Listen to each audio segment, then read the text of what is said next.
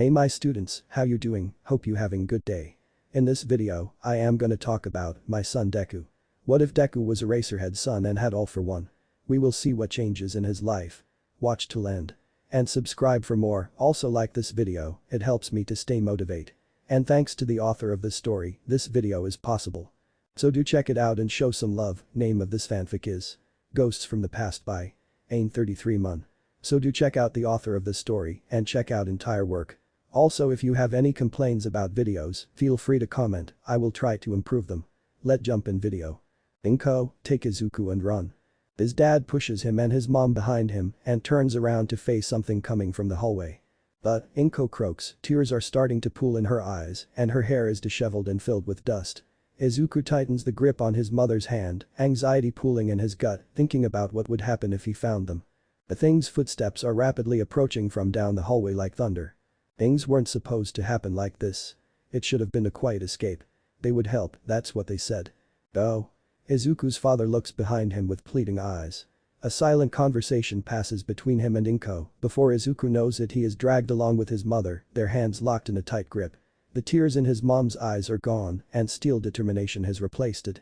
Running, Izuku looks behind him one more time. The last thing he sees is his father's broad frame tensing as the thing rounds the corner with a screech. Time seems to slow and then the hallway is engulfed in flames, the heat is scorching and Izuku has to look away to shield his eyes from it. They round a corner and are met with a door. Inko blows the door off its hinges with the help of her quirk and they run as far away as they can until their lungs burn and their knees are weak. Behind them the building goes up in flames. Thank you so much, Midoriya. Izuku nods politely at the nurse standing in front of him. It's no problem, really. At least Ms. Nakamura will stay safe now. They both look back at the elderly woman sitting in a comfy armchair. The nurse sighs and says with a heavy tone, we would have done it sooner, but you know how it is with all the paperwork. Izuku just hums in agreement, he's not really in the mood to make small talk. The paperwork is always the problem. If not for that he probably would have helped more people. Then I'll be going now. The nurse greets him goodbye and Izuku heads for the door where Mitsuda is waiting for him. The police officer is standing next to the door, following Izuku with his gray eyes.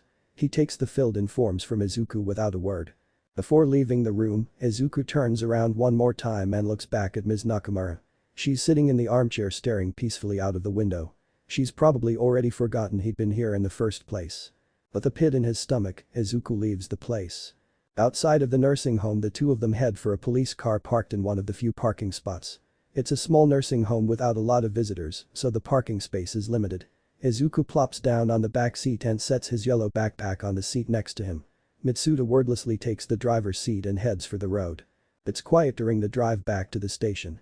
Mitsuda has turned on the radio Put Your Hands Up, his favorite station, and the music bounces around the car cabin. Izuku has propped his elbow up against the window and is watching cars, buildings and trees whiz by. Normally he tries to make conversation with the officer accompanying him, but this visit is one of those that leaves him sullen. People like Ms. Nakamura are the reason he's doing this in the first place though, even with the abundant amount of paperwork.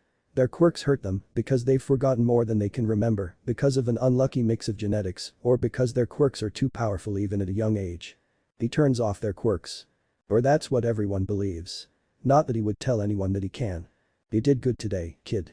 Izuku turns away from the window to look at Mitsuda through the metal bars splitting the car in two, his thought process broken. He sighs softly, I know. The man turns his attention back to the road and Izuku continues looking out the window. Soon after they reach the station. Inside it's hustling and bustling with people. Two kids are playing on the floor with each other in the waiting room. Their mother is sitting on one of the plastic chairs, wringing her hands nervously in front of her. Officers are walking around with stacks of papers or talking with each other in hushed tones, in the background multiple phones are ringing.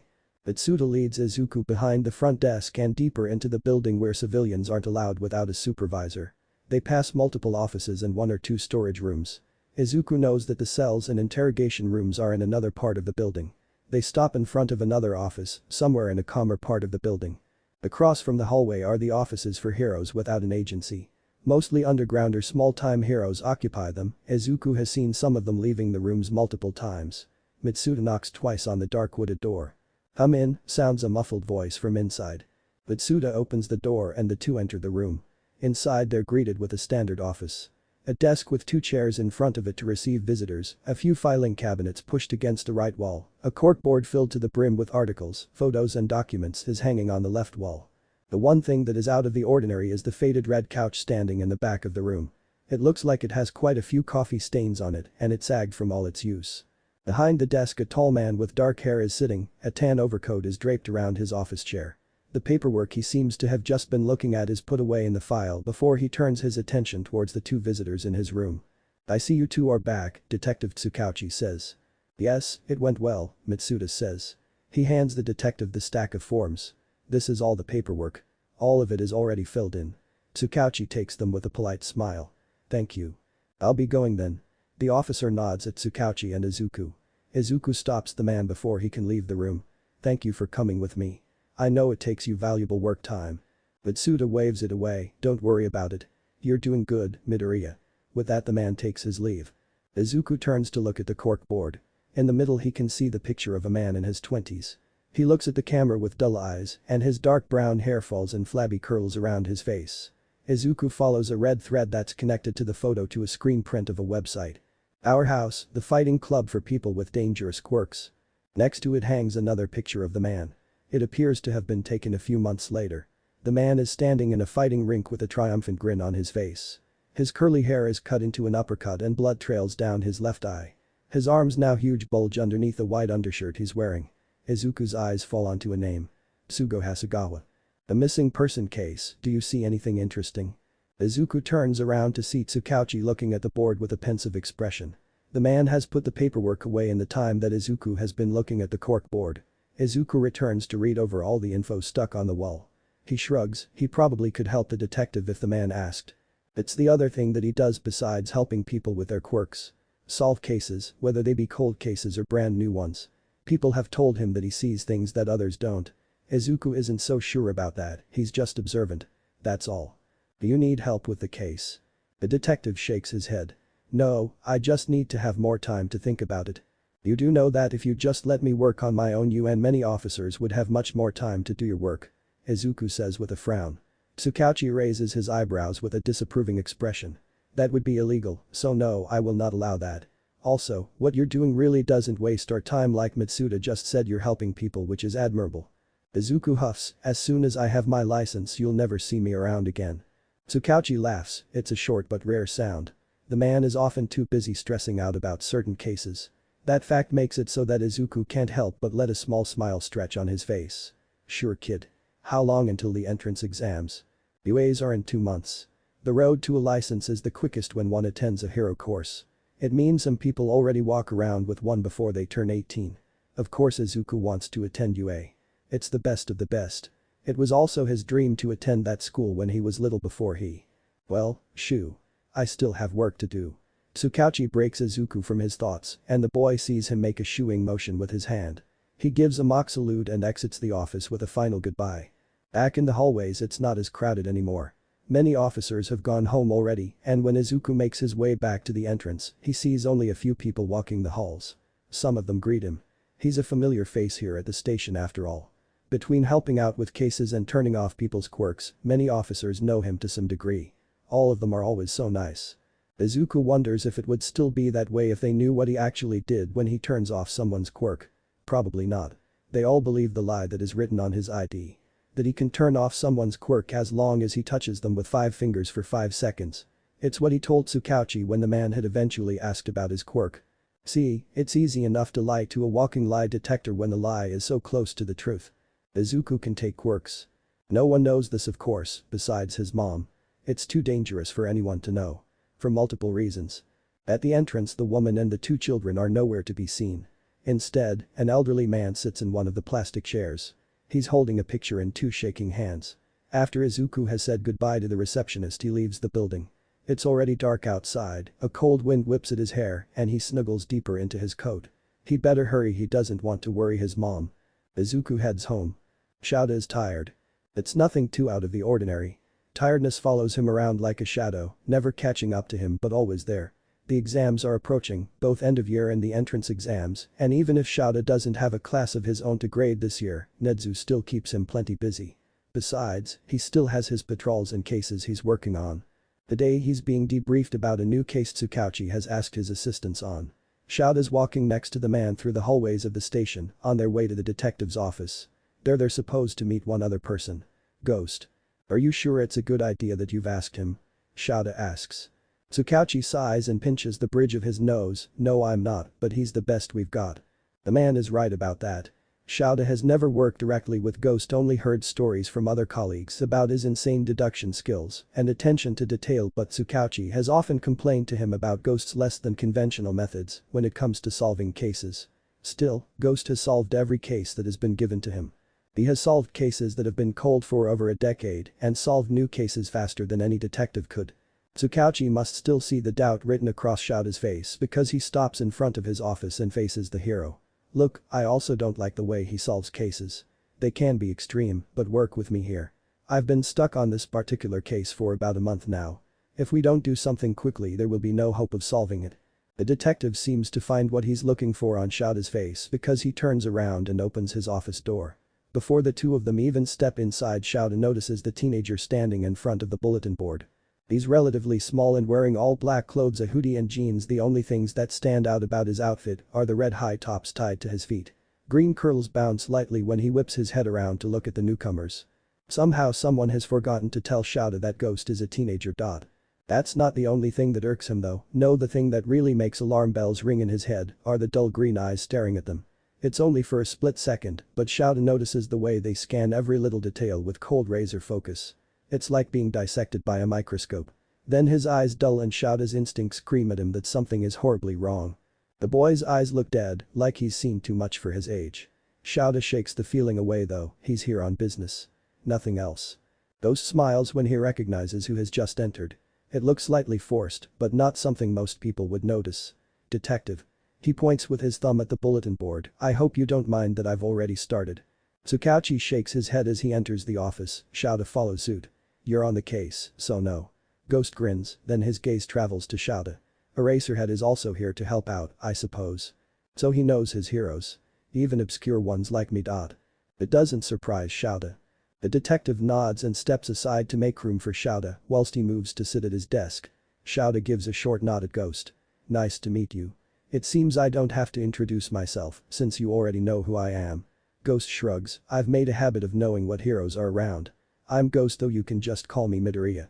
Shouta doesn't question the request and instead takes a seat on one of the wooden chairs standing in front of the desk.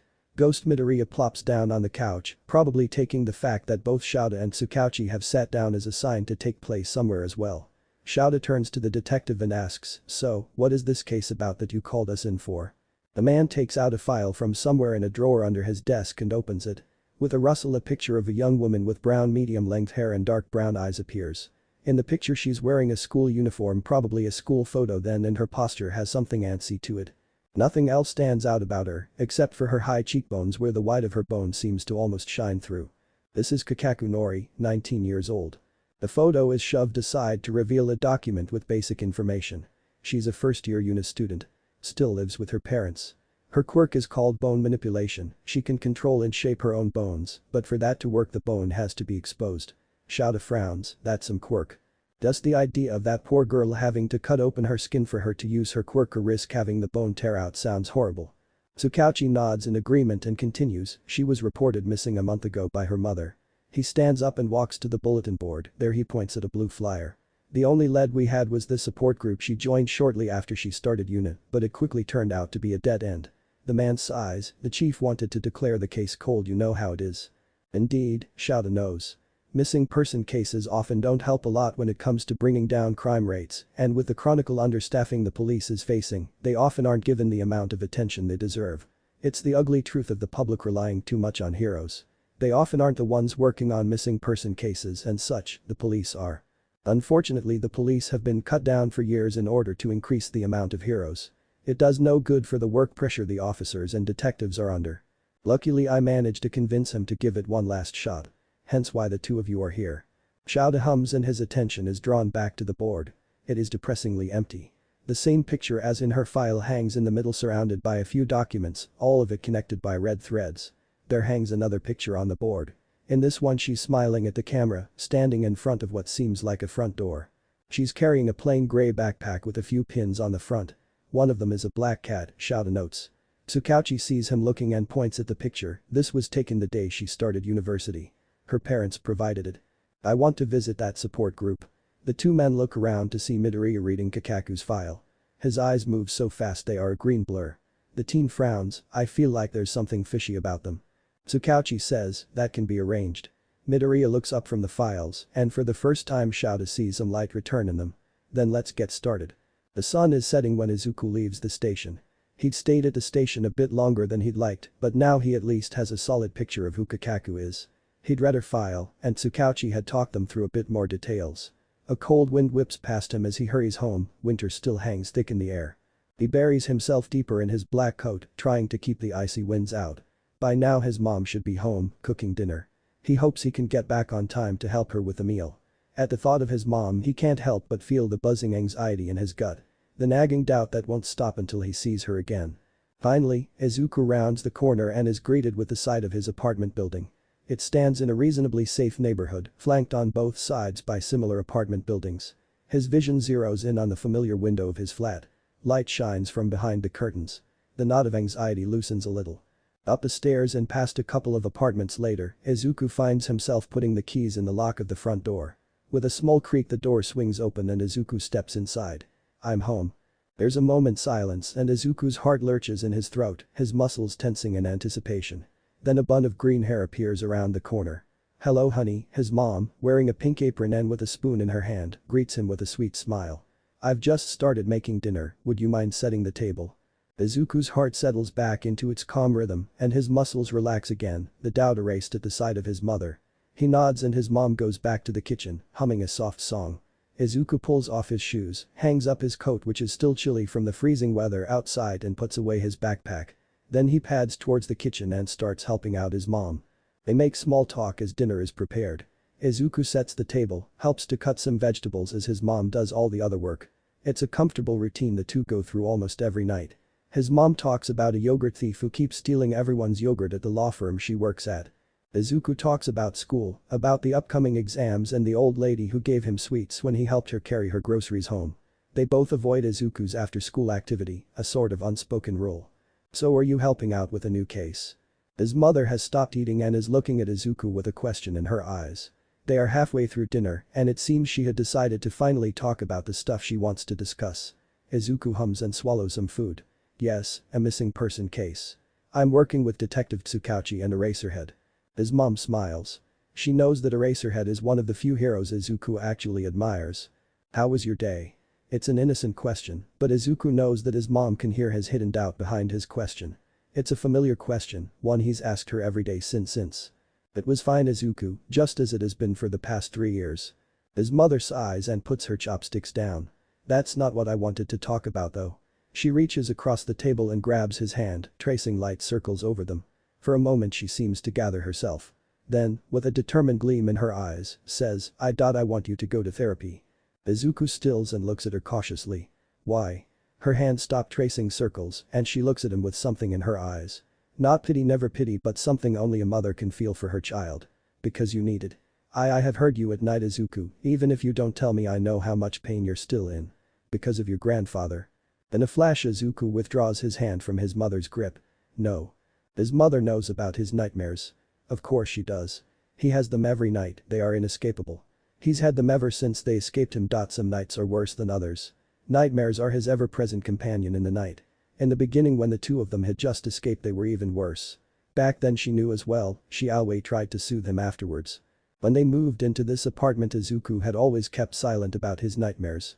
He wanted some form of normality in his life, whatever that was, to pretend they were a normal functioning family. He didn't want to worry her even more than she already did. To be honest, he had hoped that she had thought that his nightmares had stopped. Apparently not. His mom looks at the hand he has withdrawn and then at his face. But honey. I can't. Even if I wanted to, which I don't because it's not necessary, I wouldn't be able to tell them anything. Without noticing he has jumped up from his chair and is now standing in front of the table. His chair lays on the ground with its back on the floor. His mom's eyebrows crunch up in worry. I worry about you Izuku. I worry that it's eating you up from the inside. Izuku looks down at his hands and suddenly he feels bad that he has made his mom worry. This is exactly why he didn't tell her about the nightmares. He didn't want to worry her even more. What if he takes you while I'm gone? Izuku can't help the tightness in his throat when he asks. The chair scrapes against the wooden floor and then Izuku is encased by warm strong arms. The familiar smell of his mother fills Izuku's nose and he breathes it in deeply. It calms his nerves and he lets himself melt in his mother's touch. If you don't want to go you don't have to. Not until you're ready. His mom is crying, he can hear it in her voice. He grips her even more tightly, okay. I just want you to know one thing, Izuku, if you want to go you can go. All for One hasn't found us in 3 years. Izuku has a love-hate relationship with school.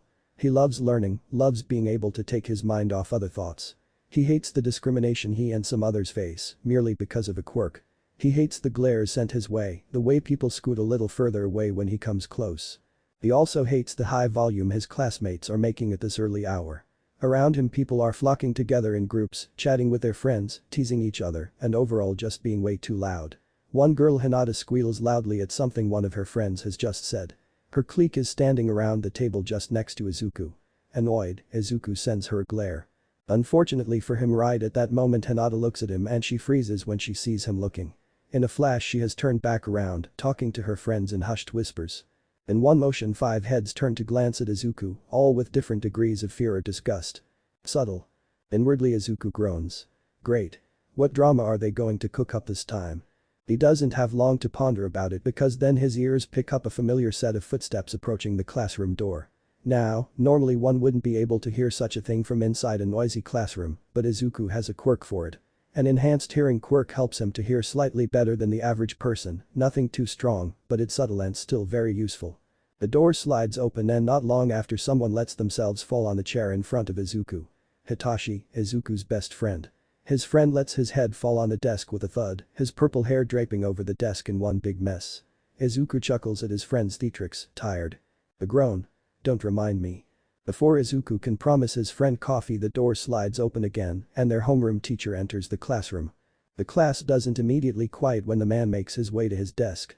He's an older teacher whose passion for teaching probably disappeared somewhere in his early 30s. Now he's just counting down the days until his retirement. For a moment the man looks around the class with disinterest, the last people quieting down. Good morning class. A good morning is droned by the class. The man sighs as he looks down at his papers for a moment, his brows furrowing at what was written there. A gray gaze sweeps through the class, the man not really seeing anything. Alright class, for today. He stops. His gaze halts at the place next to Izuku, who briefly wonders why the man stops. That is until he sees Hinata with her hand raised.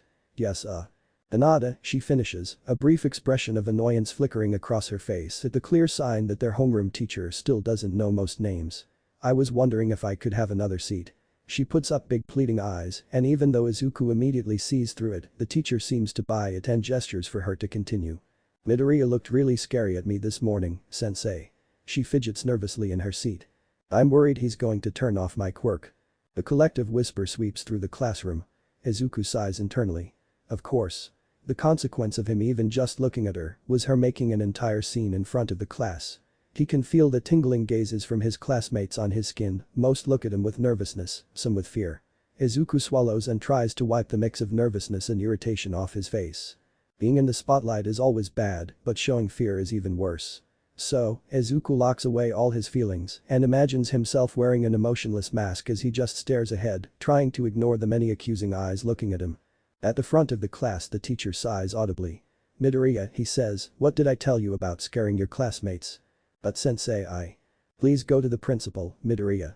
I didn't do anything, sensei. I just looked at her. Izuku says it plainly, like stating a fact. The teacher frowns at him. Go to the principal. Don't make this any more difficult than it has to be. All around the classroom giggles ring. Izuku slumps in defeat. Why did he even think he could change his teacher's mind? He doesn't want to make a scene even if he can, that will only make things worse. Yes, sensei. He stands up under the gleeful gazes of his classmates. For a second he catches Hitachi's eyes. There lies a question in them. Need help? Izuku gives a slight shake of his head in return. He doesn't want his friend to get into any trouble. On his way out he turns around one more time to look at Hinata. She's looking at him with a smug expression on her face, but as soon as she sees him looking she flinches hard. Izuku raises a challenging eyebrow. Then without waiting for a reaction he turns back around again and exits the classroom. The principal is a man somewhere nearing his 50s. The students have dubbed him Mr. Rat behind his back. It isn't without reason. The man always wears the same cheap brown suits from which the buttons stand on tension around his rounded belly. The few brown hairs that he has left are combed carefully across his pale skull. There is also the constant sweat present on his forehead and above his lip that the man tries to wipe away every few minutes with a crinkled handkerchief. Izuku has found himself in this office more times than he can count. And keep doing this, Midoriya. Me and the teachers have warned you multiple times. Mr. Rat wipes the beads of sweat that have formed on his forehead away for the 5th time since he started his lecture against Izuku. The man looks at Izuku with disappointment written across his face. It's a practiced disappointment, one many teachers adapt when they're talking to a troubling student. It's meant to show that they actually care even if they don't. Izuku frowns as he looks the man in the eyes. Sir, like I already said. I didn't do anything. The principal sighs heavily and leans back in his leather office chair, it squeaks uncomfortably. I'm not going into discussion with you about this. After school you report to your homeroom teacher for detention. Anger bubbles up within Izuku, but he doesn't show it, he only squeezes his hands into fists. There is nothing he can do about this. He has tried before, but it always gives him more trouble than anything else. It's unfair. The man raises an eyebrow at him when Izuku doesn't immediately agree to his punishment. Understood. Izuku stands and looks the man straight in the eyes, with clenched teeth he says. Yes sir, understood. Maybe it is something in his voice or the expression he wears when he says this, but suddenly the man's look in his eyes changes. He stops dabbing his forehead and the chair squeaks forward again. Izuku doesn't stay to decipher it and instead leaves the office without waiting for dismissal. And? Did you survive, Mr. Rat? With a sigh Izuku lets himself slide down the wall next to Hitachi. He'd found his friend sitting against a wall on the rooftop, the only place where they'd be left alone by bullies and the prying eyes of their classmates. It's a cloudy day and the chill of winter still hangs in the air, numbing their fingers and freezing their noses. Izuku doesn't mind. I did. Izuku huffs, irritation flitting across his face, still got detention though. Hitachi gives him a sympathetic face. I'll wait for you. After school? Izuku asks. He takes out his bento and a thermos. The wishful glances his friend gives the thermos don't go unnoticed and Izuku hands him the thing. Hitachi takes the drink with a thankful expression and the smell of coffee wafts Izuku's way as the other teen takes a few big gulps from the thermos. His friend sits back against the wall with a content sigh. Yeah, we can walk back home together. Izuku frowns, but what if Dot? I'll be fine. Hitachi interrupts, then takes another gulp from the coffee. There's a stubbornness to his words. Izuku leaves it be. He knows that he can't change his friend's mind once he's decided something. Thanks, is all he says quietly. Hitachi gives him a small smile. Detention is long and suffering. His homeroom teacher just lets him stare ahead for 30 minutes straight, the only sound being his teacher grading some homework. Izuku doesn't say a word. He entertains himself by pulling his hearing quirk to the front and then to the back again. It's funny to hear his teacher sigh exaggerated before dampening the sound again. Pulling to the front is a side to Izuku's actual quirk. All his quirks are stored in safes in the so-called back, when he wants to use them he has to pull them to the front. When a quirk is pulled to the front he can turn it on and off at will, or if a quirk just doesn't turn off, have the quirk always running in the background. After detention Izuku rushes to the roof where he and Hitachi had decided to meet again. Unfortunately Izuku can't find his friend. Even after searching the entire roof 3 times. He checks his phone but doesn't see any messages left behind. For a moment all Izuku can feel is panic, the thought of his friend disappearing becomes almost unbearable. Then he pushes it away and goes to stand on the middle of the roof. He knows his friend wouldn't just leave without sending a message. That means he must still be nearby, but unable to send anything. There's one way to quickly find Hitachi. The wind tugs at Izuku's hair as he closes his eyes and concentrates. In his mind dozens of lights appear and for a moment Izuku has to steady himself in order to not get overwhelmed. They're not just random lights. It's another side to his actual quirk.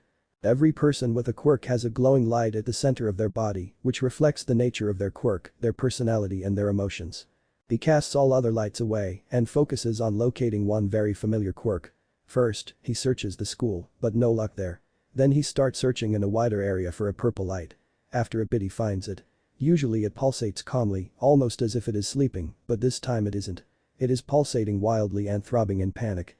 Izuku's eyes snap open and he dashes forward, leaping off the school building. Now, normally this would be lethal. Luckily for Izuku he has a shock dampening quirk, so it only lightly jars his knees. He rushes past the school gate and onto the streets, his mind still focused on that single light. Izuku can't help but feel anxiety pooling in his gut and the telltale signs of anger building up inside of him. Maybe it's the adrenaline racing through his veins, but suddenly Izuku has arrived near the purple light, near Hitachi. He slows down and stops just around the corner of an alley. Even without his hearing quirk he notices the voices drifting down from the alley. Keep him quiet. A muffled sound and then a shout. Ouch. The bastard bit me. Something is stomped and again a muffled sound. Villain. You'll pay for that. Deciding he's heard enough, Izuku steps around the corner and into the dark alley.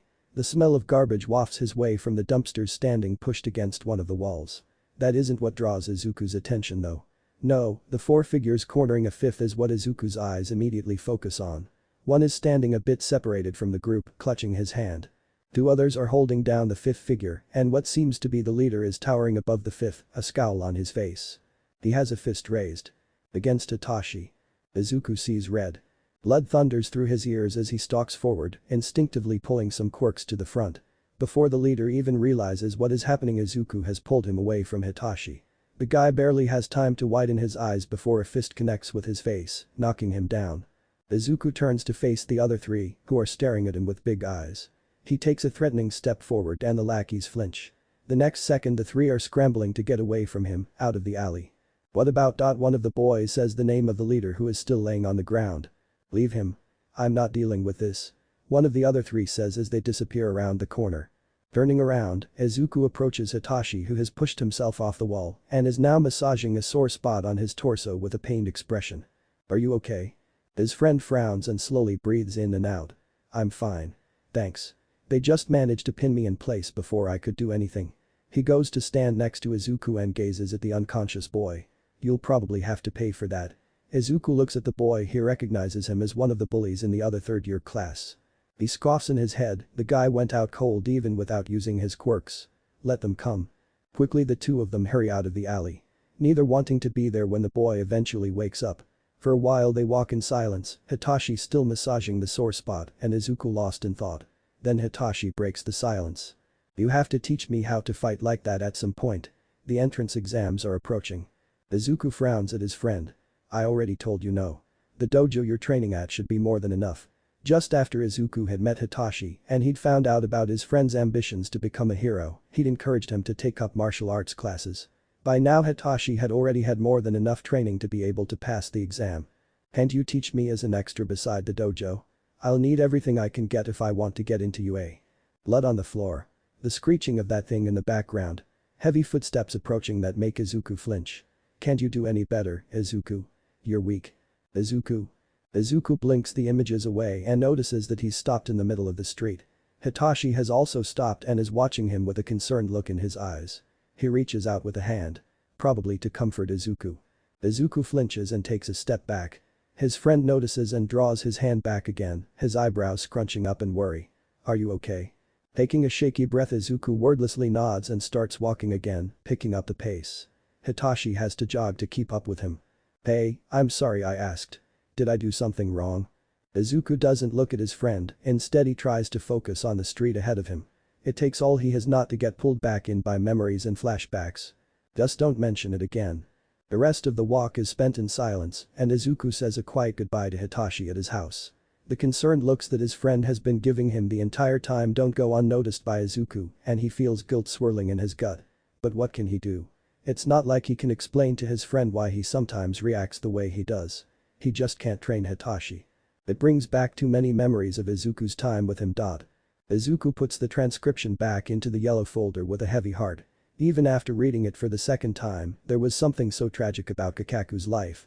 He's never believed in karma. Some people are just lucky in life and others, well, they get pushed down again and again. If karma were to truly exist, all people would be equally happy. The rush of determination fills him. He will find Kakaku. She, like so many others, deserves a happy life. A happy ending. Karma may not exist, but Izuku will make damn sure that Kakaku will experience that luck in her life. The yellow folder gets put back and Izuku turns to look out the car window. In the front, Tsukiwachi is driving and Erasehead is trying to nap in the passenger seat. The radio drifts in a low volume down to the back of the car, a constant buzz in the background. The detective is watching the road with all of his focus, and the only other sound in the car besides the radio is the outside noise of car wheels rolling over the asphalt road. Buildings pass by, sometimes slow, sometimes fast, going with the rhythm of city traffic. Slowly, the traffic trickles down into the occasional car. The journey goes smoother and the buildings start to change. Cracks start to appear, abandoned buildings start to up in frequency, and the glitz and glam of the city center gets switched out for dirt and grime. The grittier part of Tokyo. Not long after, Tsukauchi pulls the car over into a parking spot. Erasehead is now wide awake, looking like the sleep didn't help much, but Izuku knows that behind the tired look, two sharp eyes are watching, observing and memorizing the neighborhood. Izuku grabs his backpack and gets out of the car, together with the other two men. With a careful sweeping gaze he takes in his surroundings. They're in the parking lot of what seems like some sort of community center. Around them lower apartment buildings and run-down shops line the street. A single tree is supposed to add some greenery to the entire scene, but it merely adds to the slightly gloomy atmosphere that seems to permanently cling to this part city. Maybe the fact that almost no leaves decorate the tree doesn't help. From back alleys faint voices drift on the wind. Deals, quarrels, kids who try to make the best of this gray day by playing outside. Some people pass by, the streets probably being busier today due to the weekend. Suspicious glances are sent their way, unease that hits the trio in waves. Strangers is what seems to reverberate in the air. People take a wide berth around the parking lot by crossing the street, wordlessly communicating the caution to others. Izuku can't help but hunch forward a bit, can't help but to let his hair fall a bit more in front of his face and keep his ears open, exchanging his decreased vision for better hearing. He's been in these kinds of neighborhoods before. Lived in them, back when the escape was still fresh in his and his mom's minds, and the terror of being found by him was greater than the want for a safe home. You learn quickly to blend in when your life can depend on it. It's easy, falling back into the routine of being one of the crowd. Of not being suspicious. Izuku can feel how the gazes now slide past him, not staying on him for longer than a passing glance. Tsukauchi clears his throat, trying to get the attention of the other two. Izuku and Erasehead both turn to the man, the hero stands relaxed, probably used to these kinds of neighborhoods because of his work. The searching glance that the man sends Izuku's way doesn't go unnoticed. I've questioned the leader of this support group once before, back then he didn't say anything suspicious, but, the detective frowns, there's something fishy about him. Izuku nods. He recognizes the silent question from the detective to look for anything out of the ordinary. The three of them head for the community center and Izuku notices how some of the windows are broken, as if someone has thrown stones at them. The squeaking wooden doors open to reveal a dim hallway, photos of the neighborhood doing activities together, and neighbor requests are plastered on one of the walls. Multiple doors line the hallway a bit further down into the building. Music drifts down from behind one of the doors, but they follow the faint sound of voices coming from one of the open doors in the back of the hallway. They stop when they reach the room, and Izuku sees a circle of chairs standing in the middle of the room, people of all ages are sitting on them and intently listening to a younger woman talking with tears in her eyes. An older woman who sits beside her is comforting her whilst holding a box of tissues. After he kicked me out I lived on the streets for a few months before I managed to get a place close by here. She takes a tissue and dries her eyes. It's been hard, but I plan on making a better life for myself here. Thank you for listening. The middle-aged man suddenly claps in his hands. Alright, thank you Kimura. That's it for today, I thank you all for coming. You are always welcome here, and if a friend of yours needs a place to talk we are always open to newcomers. The man quickly glances at the door, where Izuku and the other two men are standing. Chairs scrape on the floor as people stack them on top of each other in a corner of the room. Some people stay to chat a little longer in small groups, whilst others hurry out the door. The three visitors step back to let them exit the room. Tsukauchi leans forward and quietly says he's the leader of this support group. Kakaku's parents said this was the place she went to. Seems a little far away from her parents' place if you ask me, Erasehead mutters, still with an eye on the room and its occupants. Izuku nods in agreement as he observes those who leave the meeting. Most hurry past the strangers standing in the doorway with their head down and their shoulders hunched. Some have extreme mutations, and it isn't difficult for Izuku to realize that most must have faced considerable difficulties in life when it comes to their quirk. The leader follows the last people out the door and sends them off with a wave, then he turns to the three visitors with a sleazy smile on his face. Detective, what a surprise to see you here again. Izuku swallows as Tsukauchi nods politely at the man in greeting. His tone feels wrong. I have come to ask you a few questions about the disappearance of Kakaku Nori. I hope you don't mind. The man smiles again, though Izuku can see the effort that it takes. A man desperately trying to fit a certain image. Of course not. I am always willing to help those who help protect our country, the man says with a sly voice. He eyes Izuku and Erasehead with some suspicion, his eyes stay on Izuku a second longer before they bounce back to the detective. I see that you have brought company. Yes, my colleagues Erasehead and Ghost, they are also on the case. Tsukauchi responds with a serious voice. The man portrays the perfect picture of professionalism and calmness, but Izuku can't see the way the detective grips his hand. The detective also doesn't like this man's attitude. Tsujiyama Takeo, I lead this support group, in case you didn't know yet. The man says as he walks back into the room with a nudge of his head motions for the other three to follow him. Tsujiyama Takeo, 37 years old. Quirk. Leeching, by placing a leech created by coughing up said leech on someone the user can tap their energy. Destroying these leeches causes the user pain. Has been in jail for 1 year for robbery when he was 18, since then no other offenses. Izuku goes through the information that he remembers from Sugiyama's file whilst they enter the room. Tsukauchi follows the man to the middle of the room with Erasehead trailing just a few steps behind them. Izuku decides to have a look around the room and approaches some sort of announcement board on his left. Most of the board is filled with all kinds of posters about music groups, a fighting club, an organization that offers assistance in finding housing. Some photos of what seem to be some key members of the support group are also plastered on the board, together with an about written just under the pictures. I was wondering if you could tell us about the support group? Tsukauchi asks. Sugiyama shrugs, we offer a place for people to talk. Mostly those with quirks not accepted by society. When they're here they can vent or just be at a place where they can be themselves. What do you mean by quirks that are not accepted? Erasehead asks, his dry gaze has been following the man ever since they got here. Sugiyama snorts, those with quirks you people label villainous. They don't have a place in the society, we offer an outlet. His voice seems to have lost some of its fake joyfulness, and Izuku can hear the subtle bitterness in the man's voice. He lets his gaze travel through the room, a wooden floor with some loose floorboards, mirrors on one wall, and a ballet bar. The layer of dust collected on the equipment and the badly maintained floor suggests that the sport hasn't been practiced in this room in quite some time. There is one exit the entry door and 3 big windows that seem to only be able to tilt open. When did Kakaku join this group? Tsukauchi asks, his eyes briefly land on Izuku before focusing on Sugiyama again.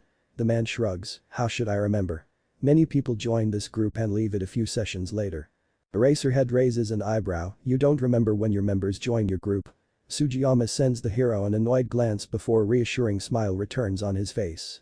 Look, all I remember is that it was somewhere in the beginning of the school year. Izuku walks to the back of the room and inspects the chairs stacked on top of each other before he casually takes place on one lonely chair. The detective sends Izuku a look, but the teen decides to ignore it and instead focus on observing Sugiyama. The man has bleached blonde hair and his skin has a slimy shine to it. Probably an aspect to his quirk. He is wearing cheap blue slacks and a blouse with a hideous print on it. On his wrist shines a fake gold watch and Izuku can smell the cologne with his enhanced smell, even from a distance away. He stands with his hands in his pockets, sometimes taking them out to make placating gestures or to nonchalantly show off his watch. Though the occasional tap of his right foot reveals his irritation and underlying nervousness. Tsukauchi asks, did Kakaku leave the support group? Sugiyama furrows his brow, seeming to think for a minute. Yes, she did leave after a while.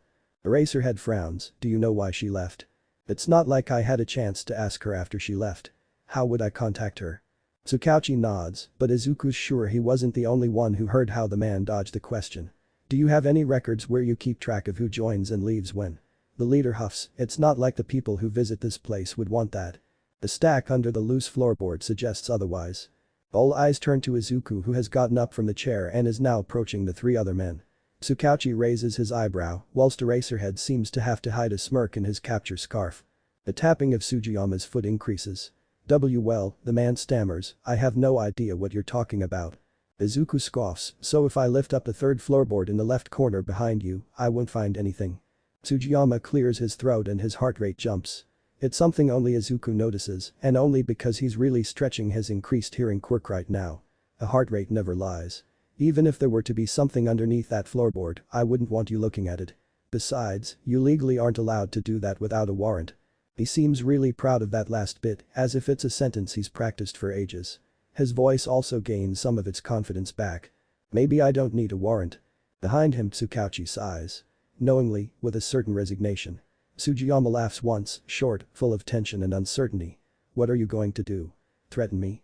The leader looks Izuku up and down, a man seeing a child. Taking a step forward, a predator trapping his prey, Izuku shrugs, who knows? I don't need to though. Because you don't want a warrant. I wouldn't? The man asks. His face morphs into a mocking disbelief. His shoulders slacken, the tension leaving his body. He probably believes that the child standing in front of him is grasping at nothing, talking nonsense. Izuku shakes his head whilst narrowing his eyes. No, I don't believe you'd want that. You do know what asking for a warrant would entail, right? Sugiyama looks a tad lost. His eyes dart between Izuku and the other two men. For starters, I would have to give the judge a report stating my reasons for wanting to search this place. There are multiple things here that would grant me a warrant. Multiple clues in this room would lead to a proper investigation. Sugiyama stills. The man doesn't say anything though, he just waits for what Izuku has to say. Smart. Izuku continues, multiple contact people that you've hung on the board over there, he points at the announcement board, have a criminal record. Nothing too extreme, but it would make it so the judge would give out that warrant a bit quicker. You're expecting to get your warrant just from that? Sugiyama sneers. That's a bit discriminatory, isn't it? Expecting those with a criminal record to have something illegal to hide. Izuku holds up his hand. I'm not done yet. The room bathes in a sort of suspension, Sugiyama's breaths come in a bit quicker than normal. He sets one step closer to the man and cocks his head in curiosity. First, I have a question though. Who hangs up all the posters in this room? The man shrugs, an air of confusion surrounds him. Izuku can see how he's trying to figure out whether he should answer truthfully or not. In the end, the truth wins. Most of the time I put them up. Though anyone can put something on the board. Well, in that case you have willingly advertised an illegal fighting club. Izuku has to suppress a smirk at the man's panicked face. One that was under investigation a while ago at that. Club powerhouse. He turns to the detective, feigning surprise, weren't you the one investigating that place? Tsukauchi nods, a professional air ever present around him. I was. The club held illegal fights with betting in place.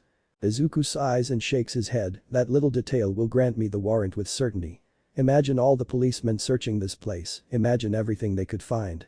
I'm pretty sure the visitors to your little support group wouldn't appreciate it. Boom, he makes an exploding motion with his hand, gone are all your visitors. That last sentence seems to shred through the last piece of patience Sugiyama has. His face contorts into anger, and his easygoing attitude seems to finally completely slip away. Are you fucking threatening me, you, a brat? Izuku shrugs, his face a mask of indifference at the man's outburst. You could call it that, I guess. Tsukauchi holds up a placating hand at the man, a frown has found its way onto his face. Sir, please don't use words like that at my colleague. We take swearing at a police officer as a serious offense. He's a fucking brat. Not a police officer. And he's fucking threatening me. Sugiyama spits, a leech tumbles out of his mouth at the action. In a second there's movement behind Izuku, when he turns around he sees Erasehead with his quirk activated and his capture weapon floating above him. It's a menacing sight to behold, and the room's mood switches from heated to ice still in a split second. Don't use your quirk. It's forbidden. The hero's voice has a sharpness to it that wasn't there a while ago. Sugiyama doesn't say anything, but he does take a step back. After a beat of silence during which everyone present in the room takes the time to recollect their mind, Izuku says, so, you can choose. Either you let us see the files that you've hidden under the floorboard or you await the warrant. In which case you will probably find yourself in a whole lot more trouble and with all your visitors gone. Hesitation. Sugiyama considers his options. Then he sighs and glares at the other three men, fine, take the damn files. After Sugiyama handed them the files and Izuku checked to see whether there was actually something on them, the three visitors were practically shoved out the door, onto the gloomy street. The sun was starting to set and a few golden rays managed to peek through the blanket of clouds and onto the pavement. They highlighted the cracks decorating the street and the corners of the buildings. The lonely tree on the parking lot swings on the wind and the streets are empty now. Most people are back at their homes preparing dinner or working a night shift at one of their shitty jobs. Not much is said between each other. Izuku takes place on the backseat again and the other two men slide into the front seats. Erasehead immediately ducks his head into his capture weapon and closes his eyes. Tsukauchi starts the motor and they leave as swiftly as they came. The radio is left off this time and only the whirring of the car and the wind rushing past the windows can be heard. Slowly the neighborhoods change, pavements become newer, buildings flashier. When they stand still in front of a red traffic light, Tsukauchi breaks the silence. The man could file charges against you for threatening him, you know. He looks sternly at Izuku through the rearview mirror. Izuku shrugs, he won't. He doesn't want to risk the police looking into his support group. Besides, he doesn't trust the police enough. The detective frowns before checking the light again. It's still on red. I still don't approve of your method. Izuku shrugs again. I got you the files, didn't I? He doesn't understand what the problem is. He did his job, which is gathering information. No harm was done, he knew Sugiyama wouldn't press charges, otherwise he would never have pressed the man this way. Tsukauchi's knuckles whiten on the steering wheel. That's not what I mean. Leave it, Tsukauchi. You two won't come to an understanding. An annoyed Erasehead says. He still has his eyes closed, but there's a slight downturn of his mouth visible. The light jumps to green and the car lurches forward again. The detective focuses back on the road. Izuku turns to look out the window again, watching as buildings and cars whiz by. Back at the police station they decide that Erasehead will start shadowing Sugiyama. They all agree that there's something shady about him. Maybe something new will turn up. After everyone's had a look at the files from Sugiyama's, they'll meet again. It won't be until a while though, the entrance exams are right around the corner and both Izuku and Erasehead will be plenty busy until then. UA is huge. That's the first thought that enters Izuku's brain when he stares up at the enormous building. Around him flocks of other teens are entering the school grounds through the gleaming gates. There hangs a sort of nervous energy in the air and Izuku can't help but share that feeling. Logically he knows that he should be able to pass. He's had more training than anyone here. He's studied hard for the written exam. Still, doubts plague him as he passes the gates and heads for the main building. He wonders if his fake ID will hold up against Nedzu's security system. If the cover he's made for his quirk will be enough to draw away suspicion. At the entrance of the school he's given a card that says where to take his written exam and he follows the huge stream of students through the hallway until everyone splits up into smaller groups heading for their own exam rooms. Izuku sits down at one of the many desks when he's found the room where he's supposed to be and he tries to calm his nerves. He notes the many cameras that are hidden in the room, hidden and in plain sight. Probably to prevent cheating, though Izuku wonders who would be in their right mind to try and cheat at UA with Nedzu as principal. The rat is probably watching right now and Izuku has to repress a shiver. He doesn't like being watched. There are enough exits. Double doors in the front and back and multiple windows lining the wall to Izuku's left. His head starts plotting different escape routes before he can stop himself and Izuku shakes his head. He needs to focus on the exam, not on trying to escape. Nervous? Izuku looks to his right where a girl with short brown hair cut into a bob is sitting. She'd entered a minute ago and Izuku had immediately noted the soft pink pads on her hands. A quirk that needs 5 finger points to activate maybe. He knows another person with a quirk like that. You will always be my big brother, right? A raspy laugh. Of course, don't worry Izu. Being with sensei won't change that. But you're always so different when you come back. Sensei is just making me stronger, K. Hello. Are you alright? Izuku blinks the memory away and sees the girl looking at him with a concerned frown. Fuck, he'd gotten caught up in a memory again. Oh yeah, I'm fine. Izuku conjures up a smile. Just spaced out there a little. Guess it must be the nerves, sorry. The girl laughs, it's a bubbly sound. It's fine. I totally get it. At the front of the room someone calls for silence. Well, here goes nothing. Good luck.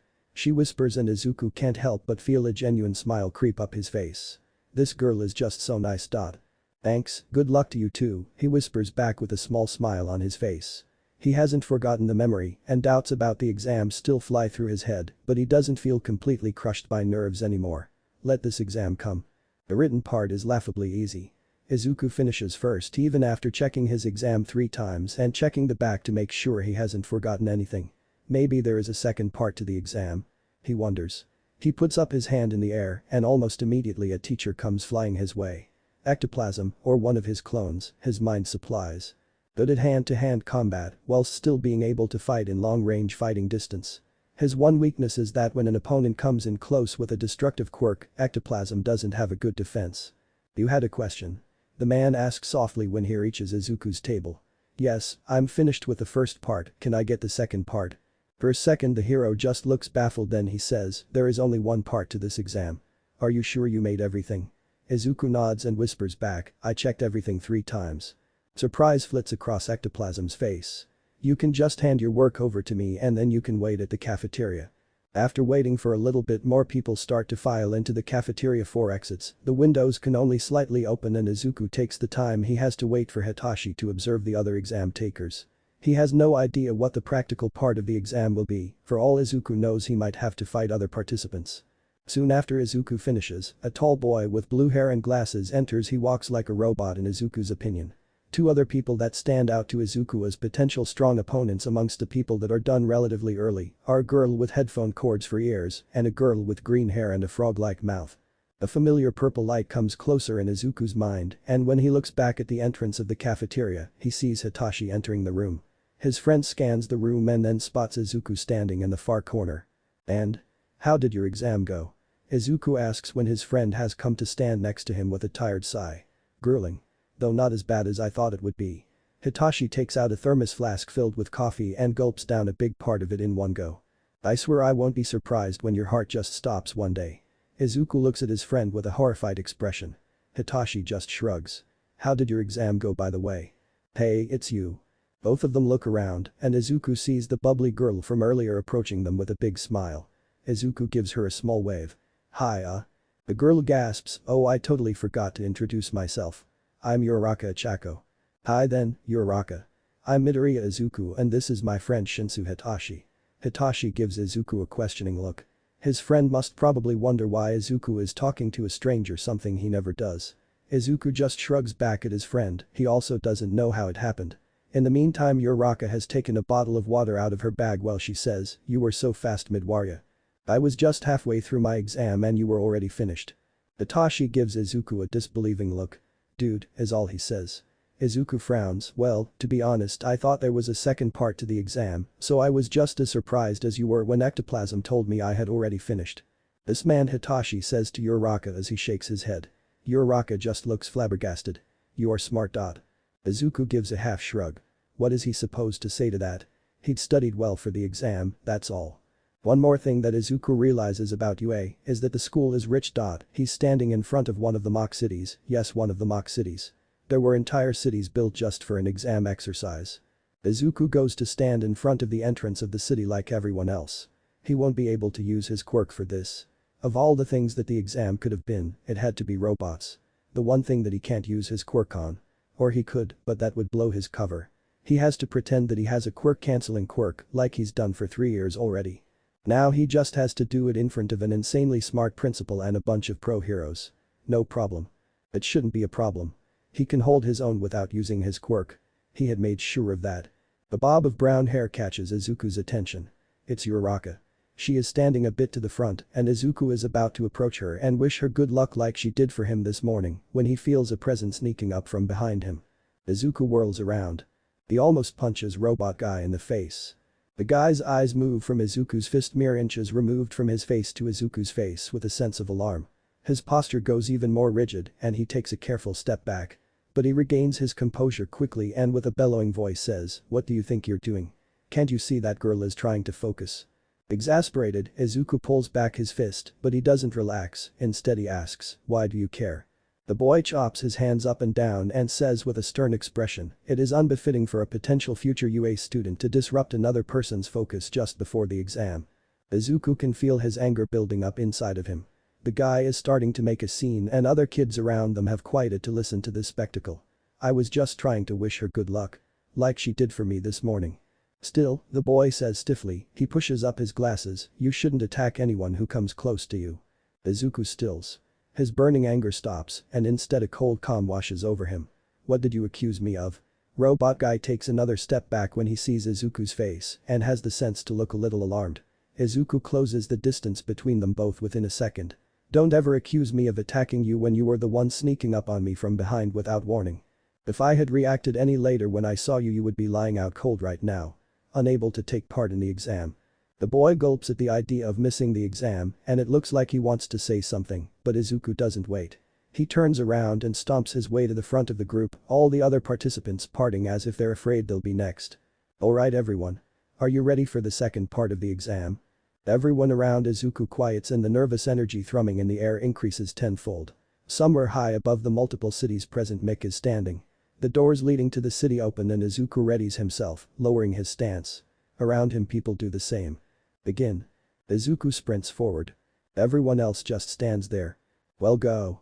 In real life there are no countdowns. Present, Mick yells. That seems to jar everyone into action and Izuku hears dozens of feet pounding on the asphalt behind him. After that all sounds fade into the background and Izuku feels his laser focus slip into place. It's best to get off the main road as soon as possible, so Izuku runs into the first alley he sees. Immediately he is greeted with a two-pointer. Izuku jumps over the laser that is targeted at him and rushes forward. He pushes himself off the asphalt and rockets feet first into the robot. It leaves behind a deep dent and a few metal plates fall onto the ground because of the sheer power. Yes, Izuku does have the muscle augmentation quirk pulled to the front. Nobody would notice that anyway. A few cables pour out of the defeated robot from the places where the plates have fallen off. Curious, Izuku approaches the robot and sees a very obvious maintenance hatch. It's obvious Nedzu put it there for the more ingenious student.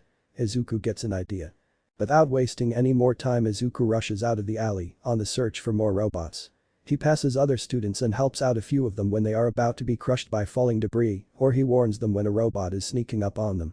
Then he sees a student with some weird belt on being cornered by 3 robots. 2 two-pointers and 1 three-pointer. The boy is gripping his stomach with a pained expression, and it's clear to Izuku that the student is suffering from the drawbacks of quirk exhaustion. The robots don't notice him because they are all turned towards the boy. Izuku runs forward towards the closest two-pointer, and before the robot can react, he pulls open the maintenance hatch. He sees different cables in various colors, and because he isn't a mechanic, just grabs as many of them as possible and tears them out of the metal robot. The red light and the laser from the robot are abruptly cut off, and the machine slumps forward as it stops working. Izuku grins. That's one. The boy seems to gain some courage from Izuku's display because he shoots down the other two-pointer in one go with a glittery laser. While the boy is dealing with that machine, Izuku turns his attention towards the three-pointer. The machine points its big red laser at Izuku, and he has to quickly roll out of the way. He grabs a random handle screwed onto the metal and hauls himself up on the robot once he has closed the distance. He almost gets thrown off when the robot tries to shake him off by swinging aggressively left and right, but he holds on tight and opens the hatch as quickly as he can. Once again he grabs a handful of cables and rips them out of the machine. The robot sputters out and Izuku stomps on the head once just to be sure it won't get up the metal caves like butter under his foot, and Izuku briefly wonders whether that might be a bit too much strength. The boy he just saved turns to him with an almost blindingly bright smile. "Thank you, Monami." Then he turns around and hurries off to find other robots, leaving Izuku behind with the 3 defeated robots. Izuku grins. Oh, killing these robots is going to be so much fun. The only things that light the observation room are the multiple screens displaying the various groups of students standing full of anticipation at the gates of the mock cities. Together with most teachers, Shouda is gathered in the room to evaluate all the participants of the entrance exam of UA. To be honest, he isn't expecting much of it. He's of the opinion that the exam is way too biased to test all the students properly. Unfortunately, the school board won't allow any change. Nedzu has tried many times to persuade them. Izashi is one of the few teachers not present, as he's the one overseeing the exam and basically the game master of the practical part. A screen somewhere in the bottom right shows him climbing up a tower in the middle of all the mock cities with a huge grin. Of course. Shouda thinks. Always the enthusiasm himself. He and Izashi have been friends since high school. Even back then his friend always more than compensated for the lack of enthusiasm from Shouda. Izashi has arrived at the top of the tower and is now scanning the many groups of students standing at the entrances. His hand goes up to his earpiece, and then the cheery voice of his friend vibrates out of the speakers in the observation room. It seems all the groups are present. Permission to start the exam. Nedzu, who is sitting in the middle of the room behind a huge control panel, answers. Permission granted. Starting up the robots now. The rat starts pressing multiple buttons with a maniacal glint in his eyes. Shouda shudders and looks away. The principal still gives him the chills even after having worked for him for multiple years.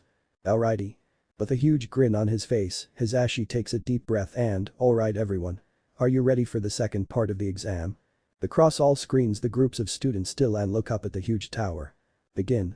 No movement. Internally Shouda sighs, it's the same every year. He's going to have to work on that with his new class this year.